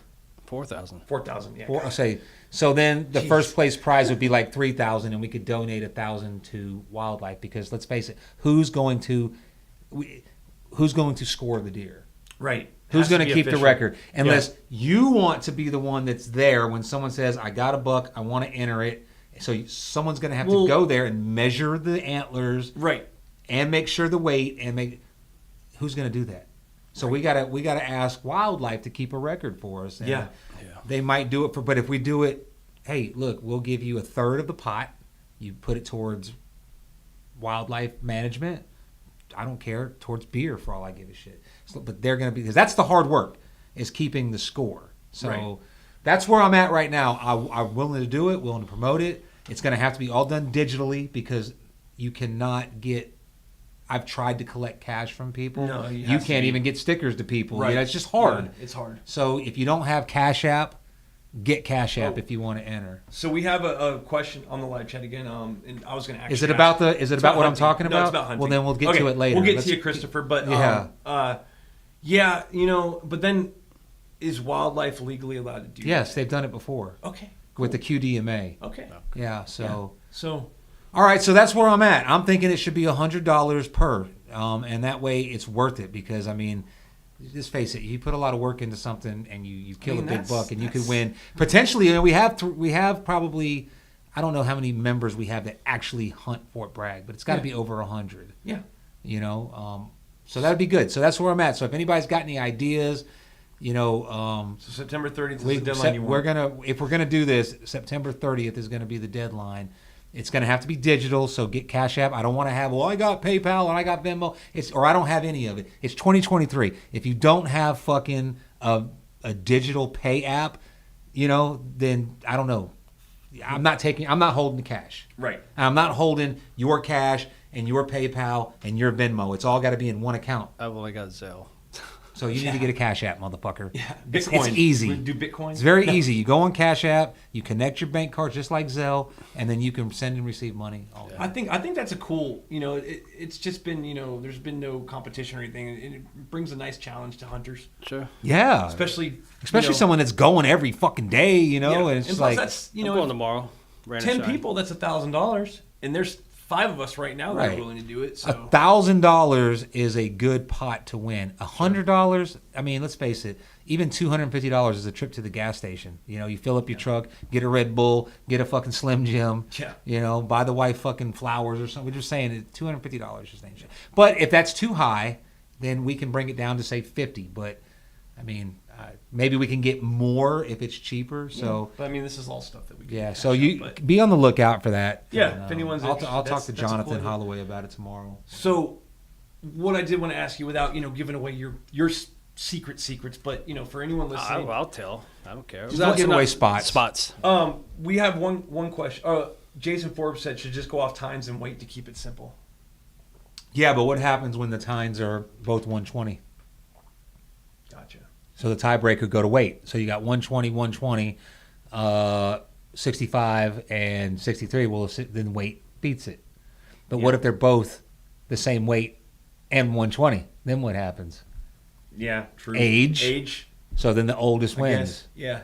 So So what happens when all three match up? Very rare that would happen. It's going to have to be hashed out before September 30th, obviously. But Yeah, that's what I'm something we saying. can do, So yeah. I would So- say like a rock, paper, scissors. Christopher Irwin would like to know, and I'd like to ask you your opinion because we've gone over this millions. We go over. Buddy and I disclose our tactics every single guest. Yeah. So you're the star of the show. So he said what he'd like to know your opinion or our opinion on hunting morning or evening better during early archery. What's your opinion on it? I do both. Both? I just love getting out there. Period. For start, I just like to be Yeah. out there. Oh yeah. But I have killed them in the morning. I've killed them in the afternoon, in 4 o'clock, 6 o'clock, whatever. I will say that here on Bragg, I think that an evening hunt early season is probably your best time. Absolutely. Just from Yeah. experience. But I've also killed them in the morning. Yeah. I've killed them at 3 o'clock in the afternoon too. I've but been that's- home. Let's go on the majority, though. Like the majority. Like if you had to pick, you only got to go one day a week. It's early season. Give me the time that you're going. I'd be out there by noon. When And sit you're till sitting dark. till dark. Yeah. Yeah. Now, I got So evening. yeah. Yeah. Yeah. I didn't start hunting early season until like the end of it last year. I think I got in the trees with my bow around mid-September. No, I'm sorry, October. But I did notice I saw way more deer in the evening. Sure. Yeah. So for sure. if that answers your question there, Chris, yeah, I would definitely say, we agree that evening, but like I said, all year round. When I I mean, go all early season hours in the of the day. morning, I don't have an expectation that I'm going to see anything. I'm still hunting, I actually but I don't feel. But the evening, like I believe that if this is no knock against Alan, I believe that if I would have got in my tree that I was going to Sunday evening, I would have killed a deer. Just based on my camera activity. Back to the competition. Dom Reloaded says 1,500. Hell, I'll be hitting deer with my truck and putting a 30-30 round in them. See, that's the thing too. It's got No, you can tell a hit deer though. You Yeah. can tell he's been hit. He's going with broken bones Yeah. and shit. But so another thing I was going to ask you. So, just That's probably Don Hutch by the way. If I had to guess. Yeah, I think it is. Yeah. But so what is your how do I say this? Like I'm trying to make this sound cool. What's basically when you go to hunt? All right, what are the things you're looking for? The things like that. For your experience in hunting, what's a good hunt to you? What is an ideal hunt? As far as terrain, maybe, or just anything. Yeah, anything. Killing a big What's fucking your deer. method? What's your method? Because we've talked to Jonathan Holloway. I have my methods. I like to go. I like to go preferably in the evening. I have a family, and I'm the stay-at-home dad right now, so I'm always late. That's my thing. I'm the late guy, so I'm always in a hurry. I do like to get up early, and I like to be in the woods before the sun comes up. But I've had times where I've walked in, and I've thought I was completely failing, and I've had a freaking trophy buck walk by at 8 a.m. Yeah. Just couldn't get the shot. Yeah. So what are you, Guillermo, Willie, what are you doing? What's going through your mind? How are you getting ready to hunt? And then what are you putting into action that's been successful for you? As far as scent All right. control, the whole thing. I don't worry about scent control. Okay, so you're one of those guys. So we got team scent That's control. what I was telling you. I smell his Tide laundry. That's right, detergent. yeah. However, no, I don't. I just wash straight water. I know I don't use Tide, but I don't buy all this dead downwind. I don't buy none of that, whatever. I buy Harmon's Dominant Buck scent, and that's the only scent that I will buy. Okay. And I buy it from Amazon. Okay. I bought it in Georgia, in Fairburn, Georgia. And anyway, they've grown in that company, and they Amazon sell now. Harmon's Dominant Buck, I have used Tinks when I didn't have anything else. I think that's okay too. But I don't worry about wind. I don't worry about camouflage too much, although I wear it obviously. Yeah. But I don't, I don't even wear a face mask. Right. I just go out there and I take a portable bathroom, a bottle with me, and I piss in that. Even though thousands of soldiers piss and crap in the woods, it's just something True. up here Yeah. for me Yeah. that I piss in the bottle and I take it out with me. So basically, what it boils down to with you, I think we could say that sit still. Yeah. That's yeah, because I think he told me that before. Because I was when I first started worrying about all this, he's like, dude, just go sit still and wait. Yeah. sit still and wait. But Like I said, I can vouch for. I've seen your trophy room. Garen was an awesome hunter, man. He's successful. So, do you prefer bow hunting or rifle hunting? If it's legal, I prefer it. If it's legal. hand grenade, claymore, if it's legal. Hey, I don't discriminate. Randy style hunters. Yeah. No. Horizontal And then my bow. next question is: are you a freestyle hunter, or do you have your stands in spot that you go to? I like to carry my climber and just sometimes I freestyle. Yeah. Yeah. In Virginia last year, I did it. I hunted the power lines. I never hunted the power lines before. Didn't see nothing. So I just I'm gonna leave my stand here and we'll walk up to I had a ladder stand. I walked up there. There were 3 damn bears 200 feet away. Shit. And I actually had to shoot one. Oh man. Mama. Oh no. Yeah. The 2 adolescent cubs. They were 100 pounds each. Yeah, they're good. They're good Yeah, to go. but it was terrifying. Yeah, absolutely. So absolutely. But yeah, so I freestyled there. I freestyled here on Bragg, and I got a nice 7-pointer off of it. I think for me, I've had I consider myself a new Bragg hunter. I just recently had success. Like last year was my first successful year on Bragg. I've killed onesies and twosies here and there, but nothing like last year for me. But I've noticed that I've had the same, like freestyling seems to be more luck with me. Yeah. Now I had that one come under my stand, but that was just pure. It was during the rut. The other ones that come under my stand were scrubs that I put out finally. So I will say this about Fort Bragg. Thousands of soldiers walk these woods. Yeah. Spit tobacco, piss, shit, whatever. Smoke. Yeah. Trucks. Yep. Now, in Virginia, I've been busted so many times. because you don't have that. Yeah. Yeah. I agree with that. So it's different in a way, I think. Yeah. Yeah. It's very specific Well- hunting here, and that's the thing too. You do have a lot of human interaction. The animals are still animals, but they're more. It's kind of. I think they just kind of get pushed, but they always. What I noticed was I was out one day and a bunch of quads came through, and it was soldiers training, but the deer kind of spooked for a little bit, and then they stopped and they came right back. Sure. So just and also here they smell. It's again how a deer brain works, and I can't get inside of a deer brain, but I've read the studies. So how their brain works and how they develop habits is based on smell. So the first time he smells something that he ain't never smelled before, that's why a spike will just come up to you and start stomping because he smells something. Yeah. He doesn't know what it is. And so they smell it. They're curious because they're curious creatures. And then they get the shit scared out of them. Let's say they smell your cologne. They're like, what the fuck is that? And they go up and they smell it and they get the shit scared out of them and they run. That gets logged in their brain as danger or caution. And they get a lot of that on Braggs. And this year I'm really playing the wind and I'm playing scent control. I'm getting dressed in the woods. I have specific clothes that I wear to the woods.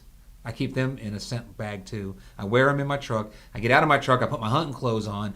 I'm throwing the damn milkweed out. I've got that ionizer thing that I put up in the tree. That I'm doing all that, right? But I noticed Sunday evening was the first evening I actually got to hunt because of the rain Saturday, and I throw the milkweed out, and I'm like, okay, the wind's going, the current's going that way. An hour later, it's going this way. An hour later, it's going that way. You know what I'm saying? It switches, and that milkweed never goes in the same area. And so I think that is almost like so far, I think it's like kind of chasing your tail.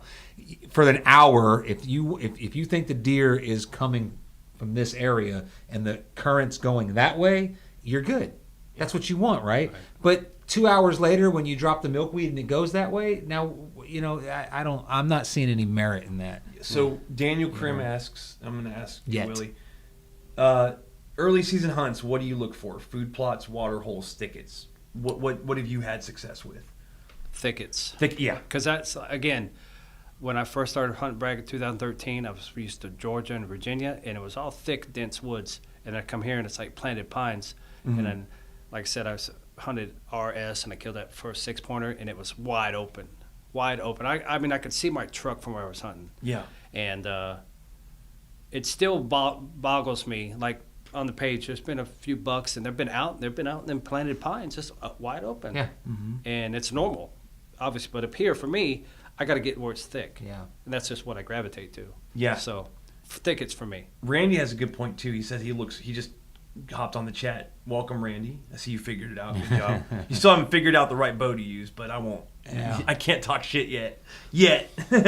But Randy says he looks for dumb spots. I agree with that. Like if it looks stupid, it's probably a decent spot. I've had some crazy luck in places where as soon as I got up in my tree stand, I was like, oh fuck, this is horrible. And sure enough, here comes the buck or here comes the doe. And I agree with what he said there, but I can't bring myself mentally to do it. Yeah. I find a dumb spot, and I'm like, I that's bet what you he there's said. deer Yeah, here. he just said, if you say this looks shitty, hunt it. Yeah. Yep. Yeah. So now, one thing I'll tell people listening, a good spot here is when you've got those areas where you've got that cane stuff that looks like, I call it sugar cane, but it's Reeds. not. Reeds. Yeah.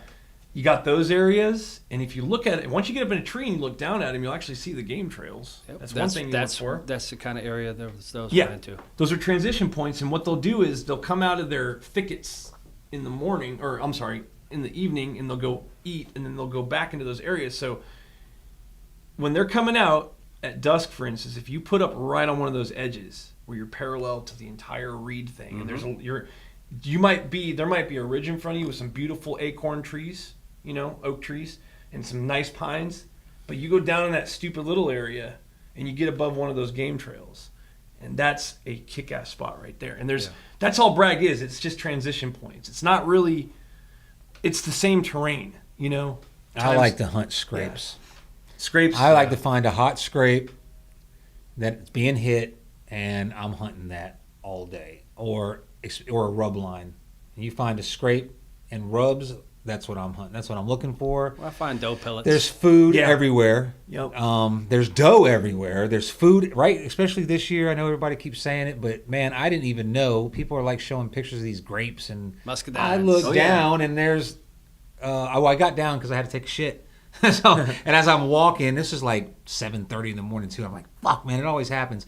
And I didn't bring my portable tree porta shitter with me. The tree shitter. The my tree shitter. That thing, it works, man. I didn't bring it, so I had to get down. And as I'm walking up, get away from my area, I was fucking grapes. So I've got like a 300 or 400-year-old oak tree, dropping acorns. Now it's still not acorn dropping time yet. It's about another 3 weeks. It'll be like you'll be hearing it.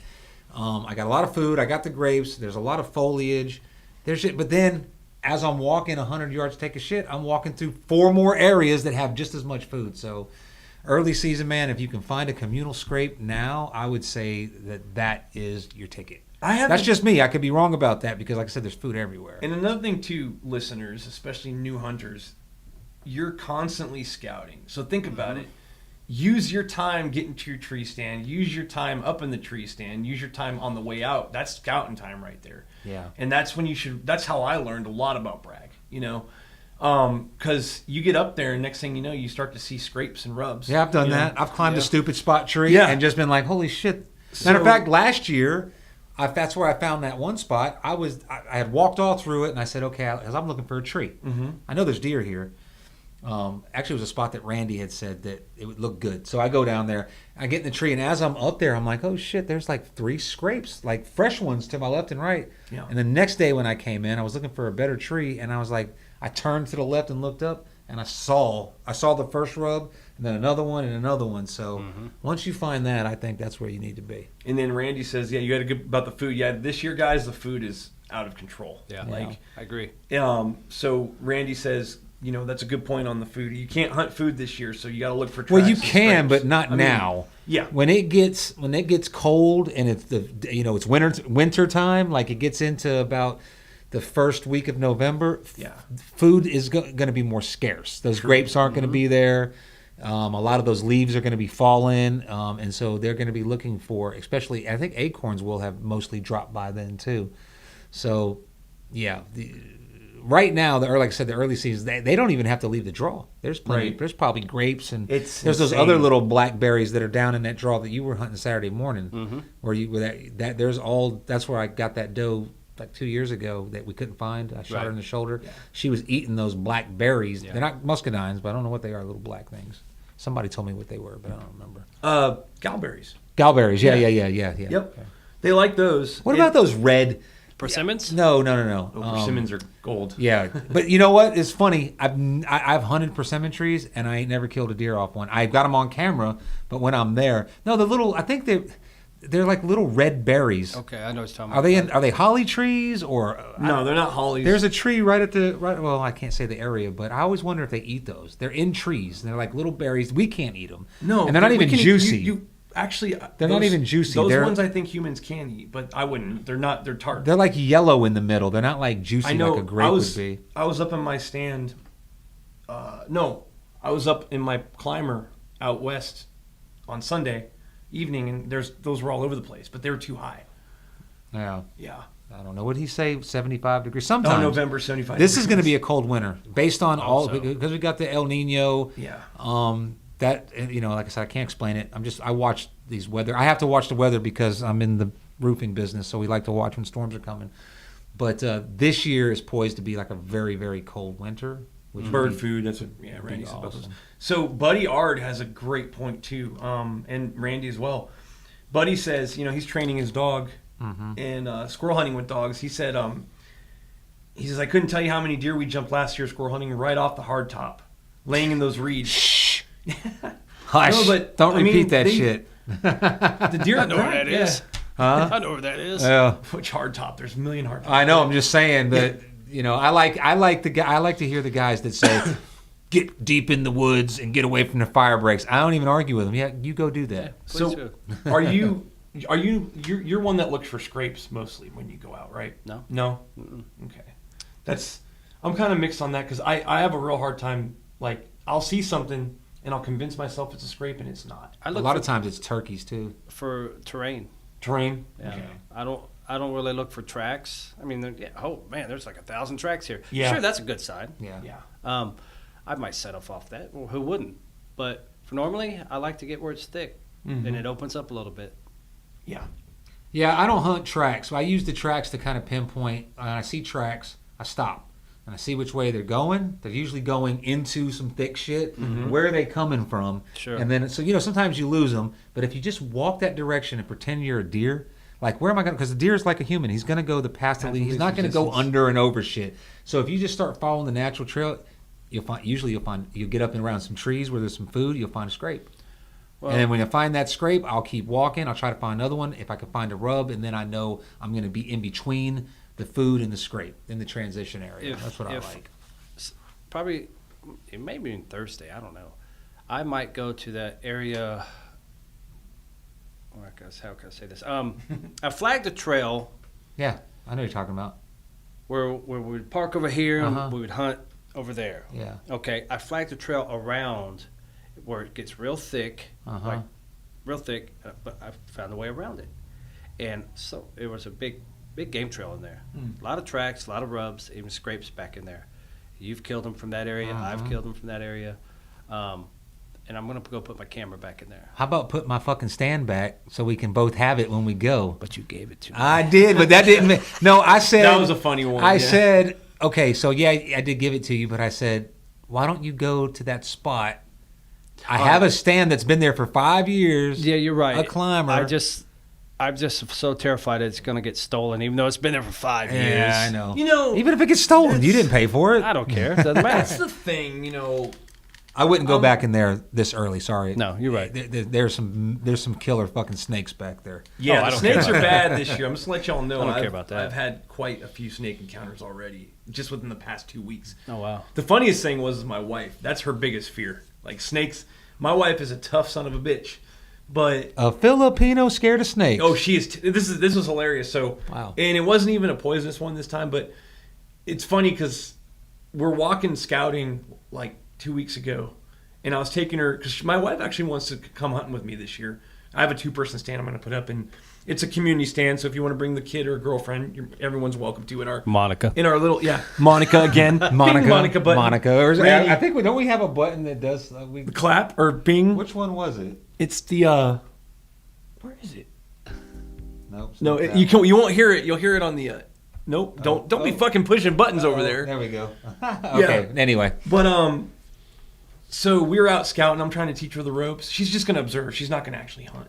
I don't think she wants to actually. I don't think she could. For like 20 minutes, and then she's gonna be Yeah. like, Do you have a crossbow? "When they coming?" No, Do you want to use mine? I don't think she actually wants to kill an animal. Okay. That's the thing. But she wants to go out and be there because she likes. She wants to do. That's one thing that we both kind of can find common ground on. If she wants to hunt, I'll give her one. Oh shit. Well, I'll talk to her, man. I just don't think. Honestly, I don't think she could kill an animal. Okay. But she just wants to be there with me, and she thinks it's cool, and she wants to learn more about the outdoors and the woods and stuff. But it was funny because my wife's the type of person, if she even sees a picture of a snake, she'll just freak out.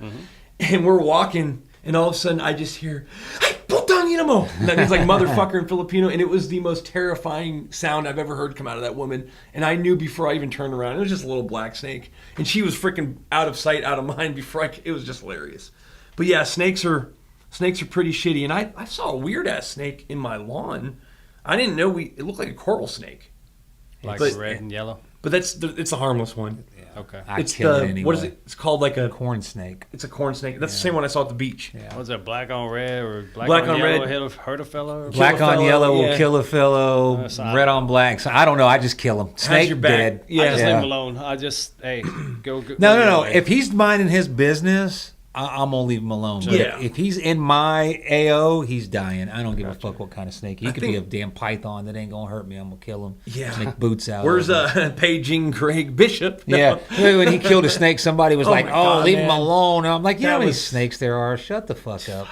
Look, if you want to let him go, let him go. Be at peace with nature. I'm not scared of him. I just don't trust him. Right. So I respect him. If I see him over there, I'm gonna go around him and leave him alone. But if he comes in my little AO, he's dead. I think I'm gonna take a moment. We need to tell the people that don't know Greg, back the fuck off, Greg. Dude. Greg's a good. You know, dude. there's somebody on the page that reports, and I don't know who he is because I almost looked. I was gonna text him, and if you're listening, if you do listen, Yeah.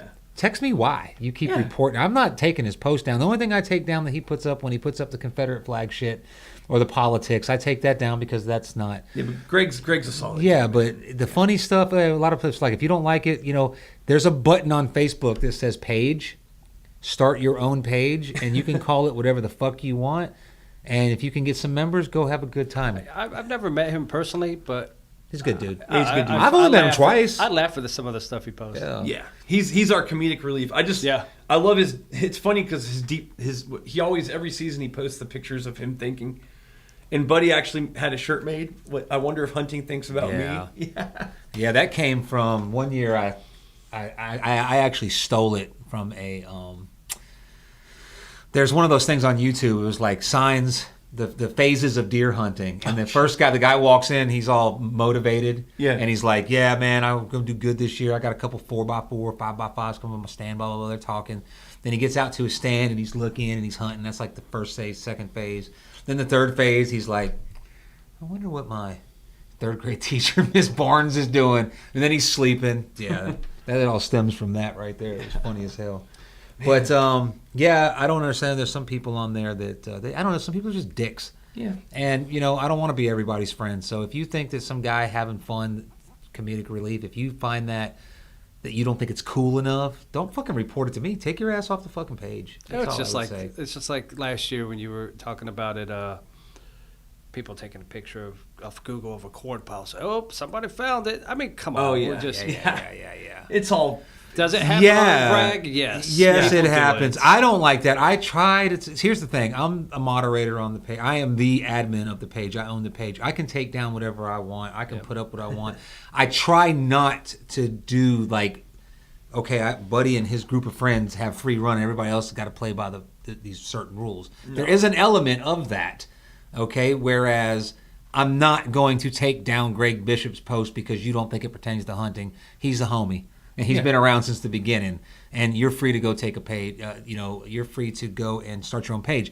Now, when somebody posts a picture of, oh, if you're hunting in N2 and this is your corn pile, I found it. I want to take stuff like that down, but at the same time, it's hunting related. Yeah. And maybe that guy thinks that he should follow the fucking rules all the time. Who the heck would hunt in N2? That's a heavy traffic place. Yeah. That's a Jay as well and K. Yeah. But some people are out there. Are people? I remember having a conversation with somebody about electric calls, and this was in face to face too. It was in a fucking gas station, like a little eating area, and he was like, "Oh, that's against the law." And I was like, "Yeah, I don't give a fuck." He was like, "Well, everybody should just follow the law." And I'm like, "Man, fuck you, dude. You follow the law all you want. I'll do it." Like I don't understand. That's why I don't understand detectives, like cops.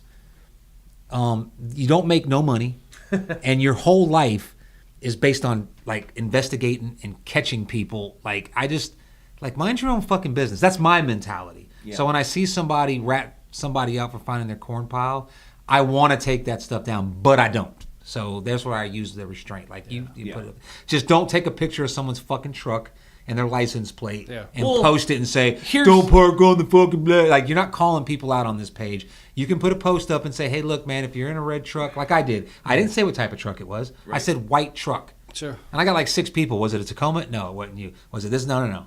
The guy knew who he was. He eventually got it. We worked it out. But shoot, another thing, too, I think we bring it up a lot is there's one skin shed and one place to check in deer on Bragg, unless you're at McCall. So, no, you don't check in deer out there either, right? Is there a check-in spot? Well, I'm saying unless you're hunting McCall, then you don't have to come to the skin shed. You don't? Yeah. No, you. I don't think you have to go out there. I could be wrong, but I think you're wrong. I've never hunted it, so I don't know. No, okay. I have, and I know people that have killed deer in McCall, and they always bring. I think you have to. Oh, it's for turkey hunting. I'm sorry. Okay. Yeah. Maybe. Yeah. There's something in McCall. There's some kind of clause. I could be wrong, but I just that would be news to me. Yeah. I know keyboard warrior is a huge thing with this generation. Yeah. But just be advised, eventually, and you've said this. Yeah. Jonathan Holloway said this. Everyone who's been on this show that's been hunting Bragg says, don't care who you are. If you're fucking running your mouth at someone online, eventually you're going to run into them at the skin shed. You can. Yes, you can run into people. Yep. And I got to be real careful because motherfuckers know who I am, and I don't even think of. A guy walked up. Matter of fact, it was like I think I said it last time. Last time I was in Academy, one guy said, "Hey man, how's it going? I don't know who you are, man. I didn't know your name, but I thought he said, hey, what's going on, buddy? Like, hey, friend, buddy, because that's my name is a fucking common, hey, buddy." And so I have, hey man, that's good. He was buying something, and so I was like, okay, I'm walking off. And he was like, enjoy the podcast, keep it going. And when I walked away, I felt like a dick. Like, man, I should have engaged with the guy more. But I was already like in a hurry and moving. I ran into another guy. We got some comments I'm going to hit. So back to our, just about Greg's memes. It says, Soldier Boy 444 says, yeah, I love the ab workouts from laughing so much. It's pretty funny, the page, if you're not on it. But Christopher Irwin says his favorite posts are the fake rifle hunting ones during early season. That was a good one. Who did that? Randy did it. Yeah. Randy was like dove hunting. Was he dove hunting? But he showed the deer and his crossbow hanging. And then another one is Randy says, or going into his truck and grabbing his ID. Remember that? Oh, shit. I don't know if I can talk about that day, Randy. I don't know. But, yeah, man, I mean, it's just, small community. And we just lost like 10 viewers. Yeah, Randy had, that's fine. On the live, but it's probably the internet. I always joke about that. Randy had someone go into his car, take his license, and then write him a letter. Wow. Yeah. Neat. Like he was parked, go hunting? Yeah. Isn't that need to lock his door? Fucking illegal? No. Yeah. This motherfucker last year left his 7mm. I don't know what it was, a 7 mag. Not his Tika. I forgot the other one, Randy. It's a nice gun. Unlocked in the car while we were hunting all morning. He goes up to his truck. He's like, "Oh shit, I left it open." I'm like, "What'd you have in there?" Because I don't really leave nothing in my truck. He's like, because he was crossbow hunting, but he had his rifle in the car. I think that's how it worked out. But yeah, he's a space cadet. What do you want? It happens. And we got to help him out. He's a little slow. Yeah. Take care of your buddies. That's the bottom line. You know, I've walked up on people leave their deer stands in the woods. Yeah, I do it all the time. Don't even touch them. That's actually how I got to talking with Buddy. It was funny when I found this stand. And You should have done that. That would have been funny. Yeah. The whole reason we started talking was, well, one, I found out he likes to surf and that we had something in common there. I was like, wait a minute. Because he's like, I'm the surfer hunter. I was like, so am I. Maybe we can be friends. But and sure enough, here we are. Yeah. But the first time I actually messaged Buddy, I found this nice, like real nice stand in EE in this thicket. And we were out there scouting. You know, I used to hunt EE a lot because that's the first place I had a lot of success with on the food plot actually. But I did, and you know, I actually mentioned this on the first podcast. If it's your stand, whoever's listening, I went up and climbed in it. I didn't fuck with it. But we were in a real thick spot and we couldn't find a decent way out. So I saw this stand. I'm like, well, maybe if I get up in the stand, I can fucking see something. But I got up in there and I had my buddy take a picture, and I sent it to Buddy and I said, PM to deconflict from it the was stand. funny, yeah. But funny. you know, like that's, you know, if the stand's out there, use it. You're allowed. It's not like if you see my climber out in the woods and you feel like it's a good spot, then take a picture of it, put it on the page and say, hey, whose climber is this? I'm going to say it's mine, and then I'm going to come back. We just hit our milestone. Thanks. Yeah. Hey, check it out real quick. Sorry. Got to do the social media shit. We've got 27 people watching right now. Hit that fucking like button, please. Yeah, if you're watching, hit the fucking like. But that is a milestone. That's so far. That's the most we've had live on Facebook or YouTube. So thank you, everybody. But go hit that like button because you know what it does? It creates algorithm. It puts us in the algorithm and it gets us out. Makes us do bigger and better things for y'all. So, but yeah. Man, so use my stand. Here's what I do. If I find a stand in the woods, that's what that picture was. Where everybody started, you know, all the know-it-alls that started making comments about the stand that was on the fire break. Yeah. I just want to know whose it is. You want to know why? Because I want to be like, hey, I might want to use it. Yeah. So I don't want to say who it was, but I know somebody that we all know put his phone number on the stand in a document protector. Yeah. Hey, call me. If you want to use it, call me. Yeah. That's great. That's cool. That's great. I'm actually okay with that. You know, I've done that. Dom Reloaded says someone stole his cameras last week and they didn't even let him.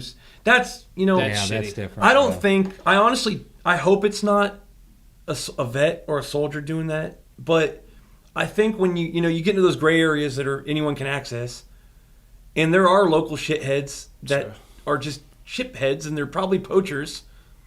And I'd like to think it's them doing that. But if you're, come on, guys. Nah, man. Heart-to-heart time. Because, it's probably a young soldier, to be honest with you, because who else would be out there?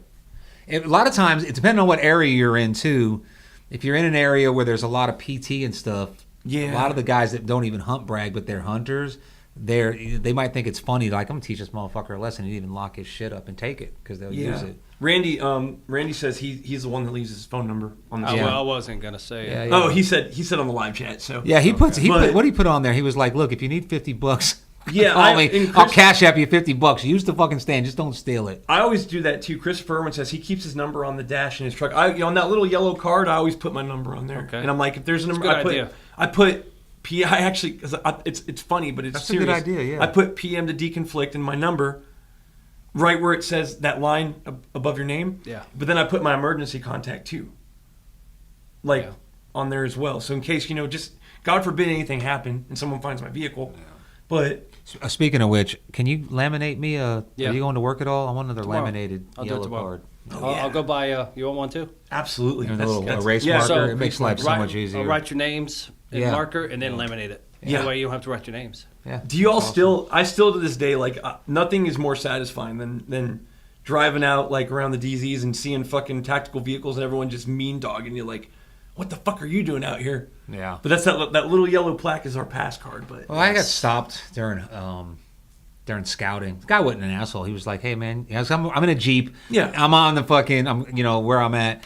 And he's like, you can't be out here because Jeeps do go out there and go up. Yeah, there's a whole. And I said, no, I'm signed in, bro. He was like, oh shit, okay. There's a whole forum of people that four-wheel on Fort Bragg. Yeah. Yes, and it's a public Facebook page. But come on, it's just... military officers in there too. I used to be a member of it. I was on the page and I left the page because I had put out a post on there because I was pretty active on the page. This was like 5, 6, 7 years ago. And then deer hunting season hit. And I was like, it's deer hunting season, motherfuckers, And there was a couple people that were like, yeah, fuck that. Those deer are nocturnal anyway. You're not going to kill them. And so one day I'm out there and I see them. I'm in the tree. So I put on the thing. I'm like, yo, if you're in area so-and-so, like there's like 3 people in here hunting. And they were like, didn't give a fuck. So I was like, man, fuck you, mom. So I left the page after that. It wasn't Fort Bragg Military Jeepers. It was another one. On a little serious note, I think it was Donald Hutchinson that made a really valid point on one of the threads on the page. We are constantly skating thin ice, just being able to hunt Bragg. And, with everything going on, like the name change and just how sensitive the Army is now with image, we really do need to be on our best behavior out there and do the right thing, Yes, y'all do. Because it's a major privilege. And honestly, I hate to say it, but if that got fucked up, there's not a lot. I don't think there's really any public land here that would around here. Good, no. Drive 150 miles and come join the hunt club. Yeah, pay $1,500 a year to join a hunt club. 400 for us. Okay, well, 400. Yeah, that's and dog hunt. Yeah, but still, guys, just just do the right thing, man. It's all the bullshit aside. Well, here's another thing too. This is a good point, and this is from I believe it was from Wildlife. I don't remember. I don't want to say the guy's name, but when you see something like that going on, the idea, what they want is for you to call the PMO. It's not Wildlife's job to enforce traffic on Fort Bragg. 4-wheelers, go-karts, joggers, dog walkers, you got to call the PMO. So if you've ever called the PMO before, they don't really do shit. But the idea is if all of a sudden every day or every 4 days they're getting 20, 50 calls, it's going on a register, and eventually somebody at hire is going to say, well, shit, why are we getting so many calls at whatever on this piece of paper, this report, the blotter, whatever you call it? Mm-hmm. What was done about it? Well, someone's going to have to answer that eventually. Now, it sounds stupid to some people, and they don't want to waste their time. They're like, I don't want to call because they ain't going to do shit. If you call, it's kind of like a boycott. When you first boycott, companies are like, yeah, fuck you. But when it starts affecting their bottom line, they do shit about it. Yeah. So maybe if every time someone's in there doing it, you ain't got to get bent out of shape about it, and you don't have to fucking have it ruin your day. Just call the PMO, the MPs, and just say, it's this time of day, I'm at this location, there's somebody in here walking their dog and we're hunting. Yeah. Bye. That's all you got to do, and then hopefully we will flood their logs with shit that nothing's getting done about, and they'll start doing something about it. Yeah. Okay? That's the mindset. It's like fiscal year money. Or you can keep bitching about it. I'm just tired. I don't like people that bitch about the same thing all the time, but then what'd you try to do about it? Did you go down and talk to the guy? Did you call the police? No, I didn't do shit. Well, then shut the fuck up. Just live your life. You're just bitching, and they just like to complain about shit. And now I'm complaining about them, and I sound just like them. Yeah. So, I guess back to your, methods. Anything else you want to add, or any tips you got for anyone out there just listening? Because about hunting Bragg at all. So everybody's got their own styles, right? Yeah. And none of them are wrong. True. Some people might like ground blind hunting, and that's what they do. Some people might want to be in the stand. I've even seen some ladder stands people carry in and carry out. Yeah. That's fine. Yeah. Hey, if you have success, it's good. If you don't have success, it's good. It's all about the experience, I think. It's watching the woods come alive, whether you see the squirrel, the fox squirrels, the turkeys, the deer, coyotes, fox. Hey, Saturday or Sunday's hunt, when I missed that shot, it was a good hunt. I didn't get one, but it was a good hunt. So whatever tactics you grew up hunting, they might need to change depending on location here in North Carolina, Virginia, Georgia, terrain, whatever. I don't know. Trial and error. That's all I could say. Mm-hmm. What about saddle hunting? Have you looked at it? One of the guys at work, we went out behind the motor pool, and he showed me how. I didn't like it. Yeah. Well, I'm gonna tell you. There's a guy on the page, Jimmy Egerton. Yeah. He's got one for sale right now, and if I was not gonna have a short season, sure, I would buy it because it's come when I first got into it. It was the beginning, so it was basically like a lineman's belt. He's got one that's like a damn seat, and I like the I saw that. climbing sticks.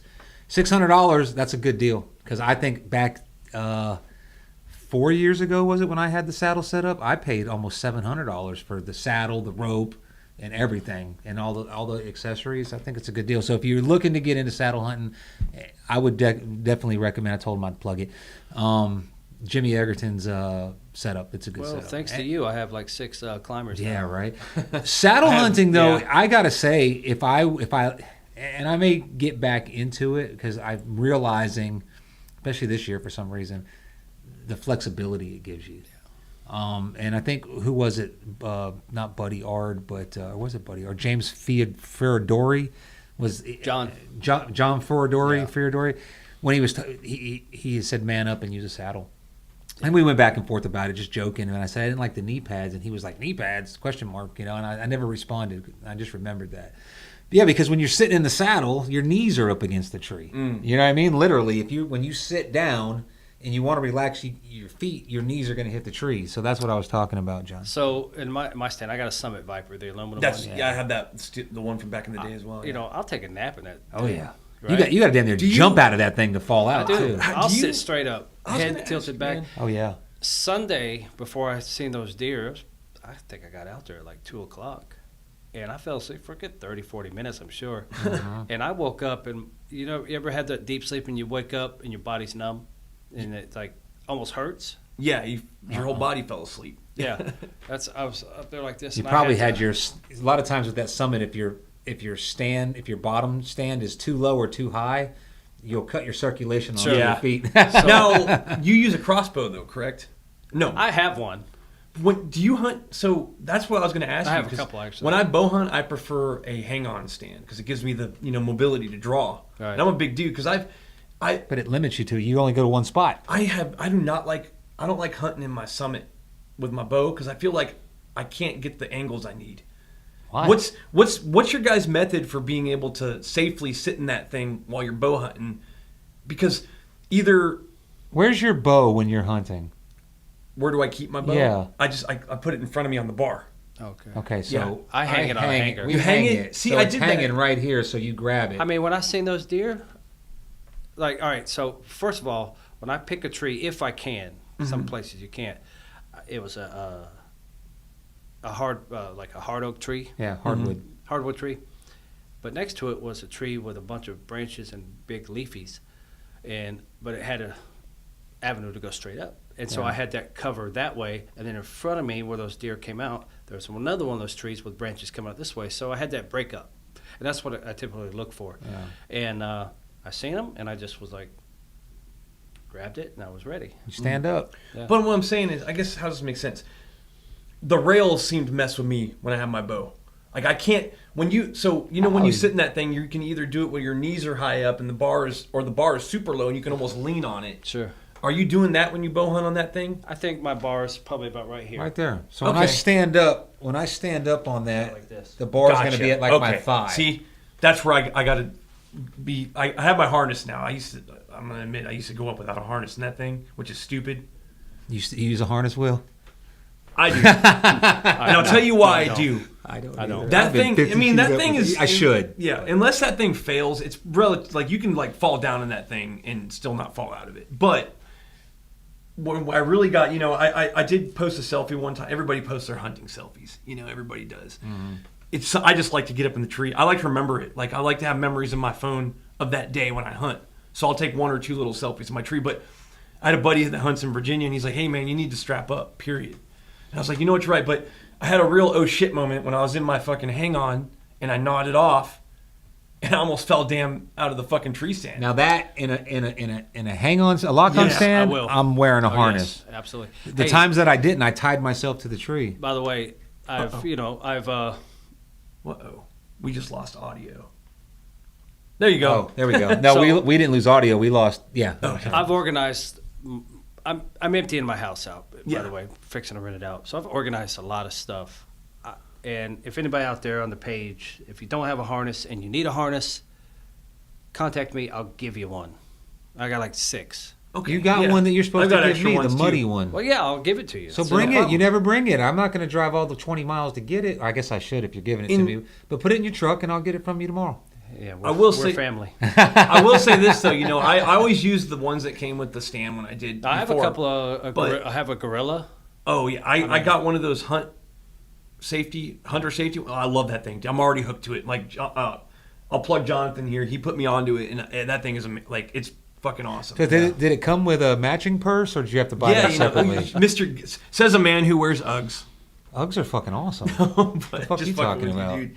But You don't have Uggs? nah, I'm good. I know we had this whole conversation. fuck is wrong they're with you? comfortable, but They're the most comfortable fucking shoes ever. So I know you process your own deer. yeah, I do. mm-hmm.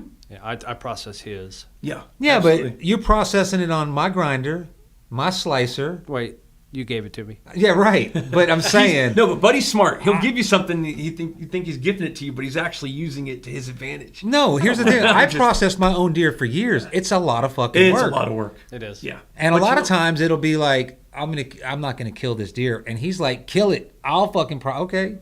I will. It's a good deal yeah, because it's fun. I only ever get like a third of the meat. You get the other 2/3. Hey, I tell you to take what I you know, want. but so Yeah. it's like, okay, it's good. But it's a lot of work, and I don't like to do it. I love it. That's something we haven't talked about. Yeah. Processing. Well, if there's anyone out there that I'm sure you guys know good processors locally. Sure. No, there is no more. There's no more. Not that I know of. There used to be Nobles? Nobles, but they stopped doing it. Did they? They don't do it no more. I like to process my own deer because I don't like just getting burger, sausage, and fucking stew meat in the backstrap. I mean, heck, he What gave else me, is there? Oh, there's a shit ton of dude. You can process a deer just like a cow. It all tastes. So the same. he gave me that grinder of his, and I gave you mine. Yeah, Yeah. yep, Yeah, yeah, yeah, and that I love. Thank you. I love that thing, and I just got it.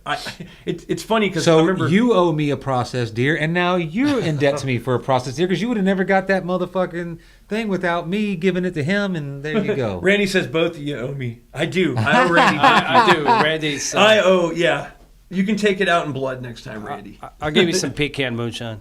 There you go. No, but I do. I think Randy I do. drinks. Dude, I still haven't He's a gotten around to fucking making my Quaker. They jerky. don't drink. Yeah. Yeah, but I did make some badass sausage, and I will hook you guys up with some of that sausage. But it's funny because I've never used. So wait a minute. What else do you get besides what you said? Backstrap, stew meat, Oh, hamburger, sausage. No, you can get there's 7 or 8 steaks you can get just out of one Yeah. of the quarters, man. You can get ossobuco, which is awesome. You can get freaking tomahawks. I love deer tomahawks. You Tomahawks never are awesome. even made the tomahawks. I You were did. supposed to do it, and you said, "Oh, I never did. got And I around keep to my it." freezer. I keep the heart too. Oh, the heart's Oh, amazing. I love Yeah. the heart. Yeah. Eat it raw. I tell everybody that. They think I'm crazy. It's a lot better. I've raw. seen you do it. Yeah, it's delicious. Pickled tongue. That one dude was like, Oh, "Hey, don't throw shit. your tongues away. Call that dude." Tongue is, dude. I want it. Tongue's good. I've never had it pickled, but I'm excited to try it. So in the hunt club in Virginia, right? We got this Romanian guy who's a member. Greatest guy in the world, man. Freaking just give you the show off his back. He didn't have any success last year, and I did up there, and I gave him one of the deer that I killed.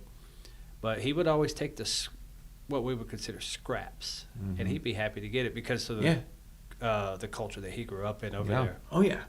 Some of these, these. That's the best parts of the animal. It's the most healthy. The innards are the Yeah. most healthiest We're- part of the animal. We're the only American, whatever you define as American culture, but if you go to other countries, they're eating organ meat over actual Sure. meat most of the time, and because that's what's affordable. And deer, I'm telling you right now, if you, that Steven Ranella book, the Meat Eater Cookbook, is really useful. And he goes into details about different cuts than the normal cuts. And he has recipes in there for stuff that you wouldn't normally think of. Yeah.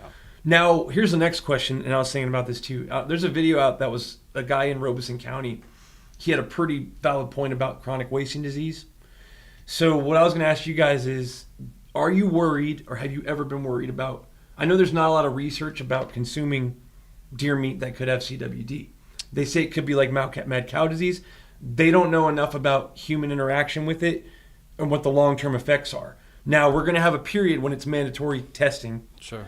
Are you guys going to eat your deer meat even though it hasn't been tested, or are you going to wait till it's tested? That's a big thing I'm thinking about this season. I think as you clean it and you start seeing things, because it was 20 years ago, I killed a 6-pointer. It was in Georgia, but it has no relevance here, but it kind of does.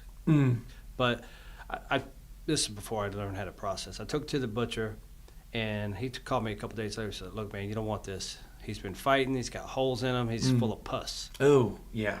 So, you know, if you start cutting them up, you start seeing that. It's probably a good idea to hold off. Yeah. And this, you know, one thing that's scary about CWD is it can't be destroyed with heat. Most things you can cook it out. Sure. You know, but it's just, I'm kind of up in the, I don't know how to think about it. It kind of sucks because I'm overthinking as usual. But it's a real thing we're going to have to face this year because we're in the Did primary... you get vaccinated for COVID? I didn't. Oh, I thought you did. Okay. No. You did. Well, he had to, but now So you don't have worry to. about CWD. Well... That's what I would say. If you're getting vaccinated, if you're taking flu shots, don't worry about it. Shredded Ham says, I had mad cow disease last week. It's nothing really, just some lime juice and you'll be tip-top. Really? And then he says, have you is had chero meat before? I don't know what chero is. Charo meat? Chero meat? Chero? First of all, wait a minute. Are you serious that you had mad cow disease, or are you just joking? He's probably fucking around. I don't even know who that is. Shredded Ham. We're on delay, so. Can you? Wendigo has nice taste. Probably one of my Oh. buddies out there being a smart ass. I wonder if you can see CWD. You can't. There's something on the inside of the rib cage. No, that's tuberculosis. That's Oh. bovine, and that's the one. You know that's like the that post comes up every hunting season about the bubbles on the inside of the rib cage. Yeah. And I think it's just become like the No, the little black. They're like nodules. They're not bubbles. They're like nodes. They're like growths. No, CWD is undetectable for years, and this guy, like, if you go look at that video, I shared it on my page. So what makes you think? How do they know that it is in our area? There was a confirmed case in Cumberland County. When? Last season. Okay, so Yeah. we were all eating the meat last year. Yeah, but here's the thing. I'm not going to give a shit. It's shown up in monkeys that have been fed deer meat, and it's caused effects, and that's how they're testing. What effects? Because monkeys are very similar to us. So Well, there you they go. get it, and they have it, and it does kill you. It's fatal. Huh. and Well, it's I guess fatal I'm to the not deer. eating it. Anybody So- want my deer meat? You can have it. No, but I'm saying, like, you know, I don't it's just worry something about to that. think Is, about. that. is that a CDC thing? I don't know. I don't believe it. Fuck. That's the problem. I mean, Here's it's the a real problem. thing. They lie so much that I don't believe a fucking word they say. So if they say something about chronic wasting disease, I'm going to say fuck you. I don't believe you, and then I'm going to die. Well, no, it's a real thing, man. Like, it's the deer act erratic. They do stuff they normally wouldn't do, and it does start to, like, physically deteriorate their muscles. Has So, anybody in America ever died from? they don't chronic know wasting? yet because it's new still, and the exposure to humans is not known yet. But I've heard about CWD for a long time. Yeah, I have to. So it's somebody has But see, here's the thing. had to have killed a deer and ate the meat and got CWD, or it doesn't affect us. Yeah. There's not one confirmed case of an American dying, getting sick from CWD, correct? Or have you ever shot is one there? with like growths on their eyes or snouts? Well, I say this because when I was when Chase Hilgendorf was living here, that was great because you could just literally throw the deer in his front yard. He didn't have to, he would skin it. Oh, yeah. And he would do it, and he would pack it free, and he would vacuum it, and it would be, if you were his homie, it'd be like the next day you'd have all this meat, and it would be your deer, maybe. That's what he said, so I'll believe him. But he had a deer in his yard one time, and it had like black nodule nodes all over it, and he said it was fine. So Yeah, I believe him. a lot of people people are chiming in, and it's all valid. Someone says deer have been around forever, but CBD just became a thing. Yeah, okay. So, yeah, that's get the furry out of here. Who are you, Shredded Ham? Who's the furry? You? I don't gotta be know talking who to he's you. talking to. He's just being a troll. But anyways, Furry. I have a feeling I think I know who it is. Oh. It's one of my buddies. But I A think furry is someone who dresses up like an animal and likes to It's get a fucked in thing. the ass Yeah. with cheese So- graters and shit, I think. Some weird sex shit. A brony. Guys, got any Skinwalker stories?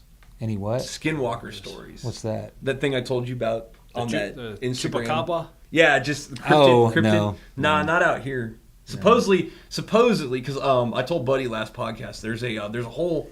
I got in a weird wormhole about fucking creepy shit in the woods, and something came up about the Fort Polk box witch, which is a known legend at Fort Polk. Like, there's a witch out there that fucks with people, and it's been documented since like Vietnam.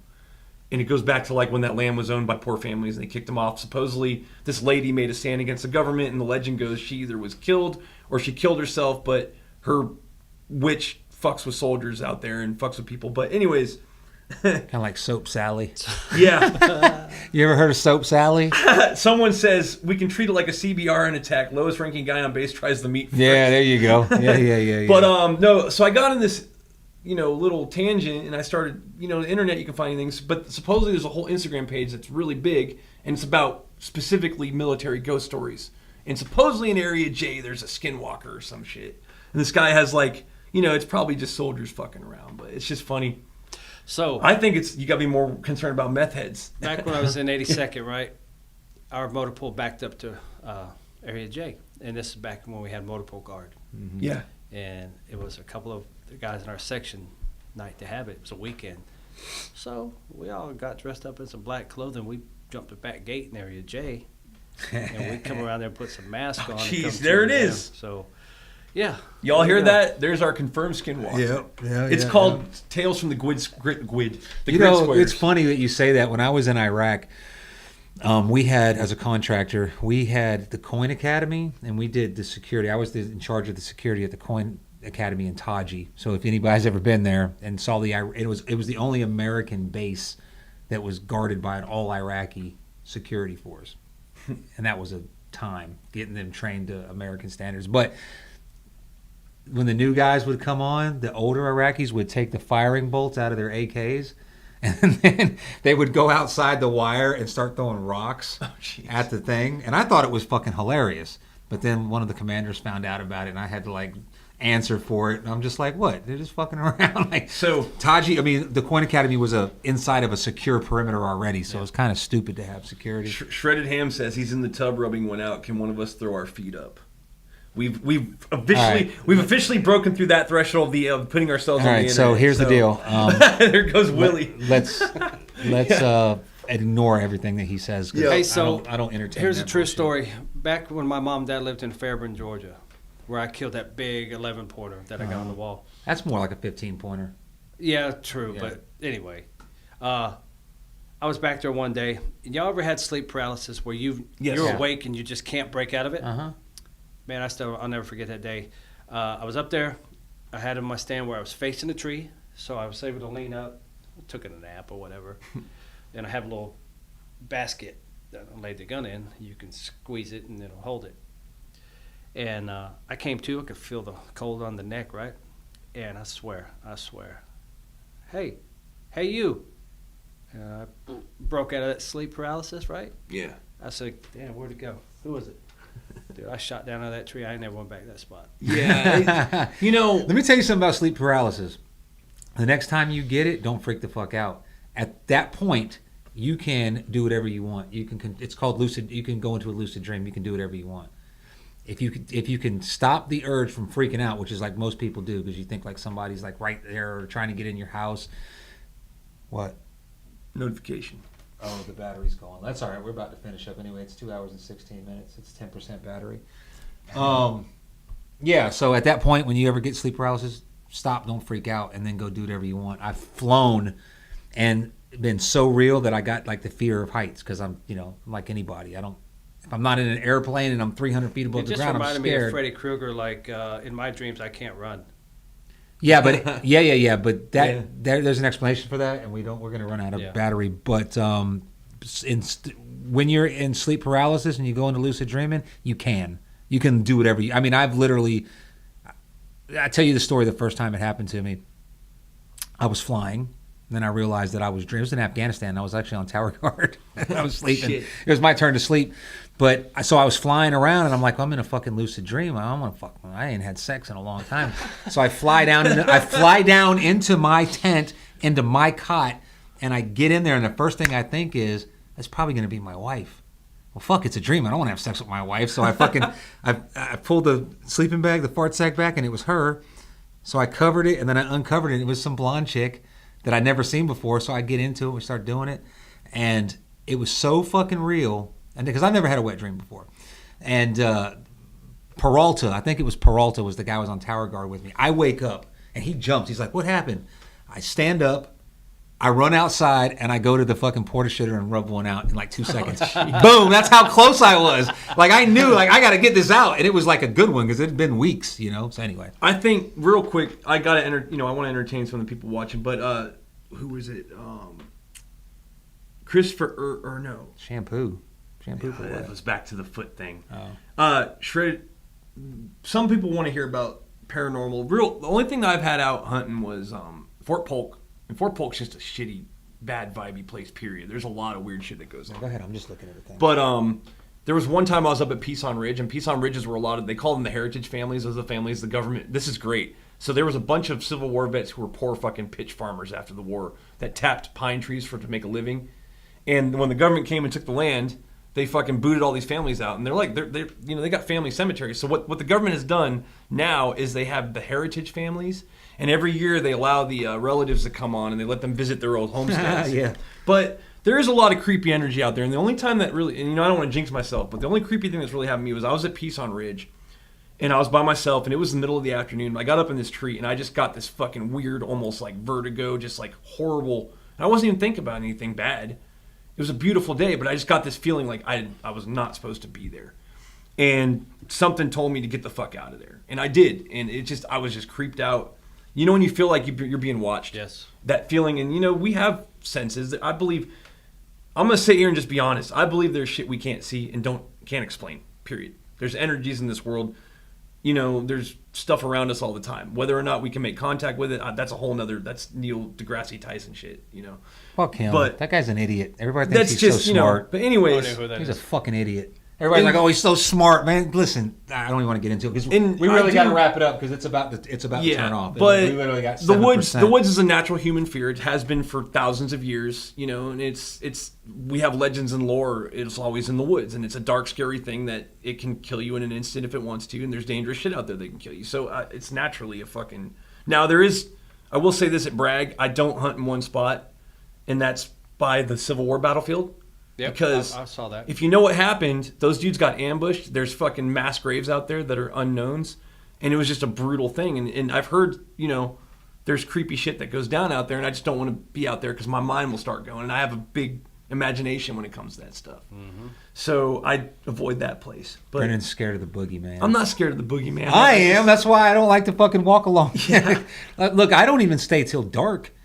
I stay until I can't see a clear shot anymore. Even though it's like a little gray light at night, I don't wait till it's pitch black. I want to be at my truck. Dark, and I'll walk in dark. I want to be at my truck before it's fucking dark because the boogeyman's out there, man. I will say in Virginia, it's bow season. I will walk in with a 45 ready to fire because we got bears. So. Yeah, bears. And like I said, out here we've got meth heads. So, all right, look, let's wrap this up. Guillermo, it's always good to have. You're one of my favorite people in the world. You know that. Thanks for coming on. Thank you for your advice and Hey, good luck. seriously, out there, if you need a harness, I don't know what the hell I'm going to do with them.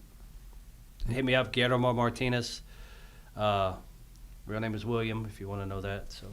Yeah, anyway. and once again, we got a lot of people on. Thanks for tuning in, guys. We got some, good comments. Good podcast. We'll be listening next week. Thanks, Ray Webb. Thanks, everyone. We appreciate y'all. Today, we reached the most online viewers live. So thank you.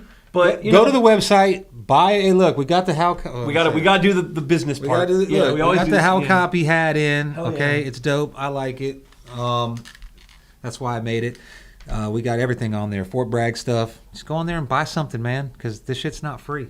None of it's free. This motherfucker's getting $200 for sitting here for 2 hours, and that's coming out of our pocket. You're not really getting no money. Damn, his face. Did you see that face? He was like, "What?" I was like, "Well, there's my hunting fee." Well, you know what My you get? entry You fee. get a sticker. That's what you Okay, get. I'll That's take what you that. get. But yeah, no, seriously, man, the season just kicked off. It's looking good so far. Yeah. Good luck to everyone. Dove season's on. Yes, Brian Ward says he'll be out. Randy's here. He says he brings people in. Facts. No, seriously, get out there, get in a fucking Randy's tree. coming on next. Yeah, Randy, we need to get you on here. But once again, thanks for tuning in. Willie, thanks for being here. Yep. And Thank you for having me. Thanks for tuning in to How Copy, and that is a good copy. We are out. Cool. Oh, we're not out yet. Not out yet. Not out yet. Don't say nothing racist, Brennan. Stupid every time.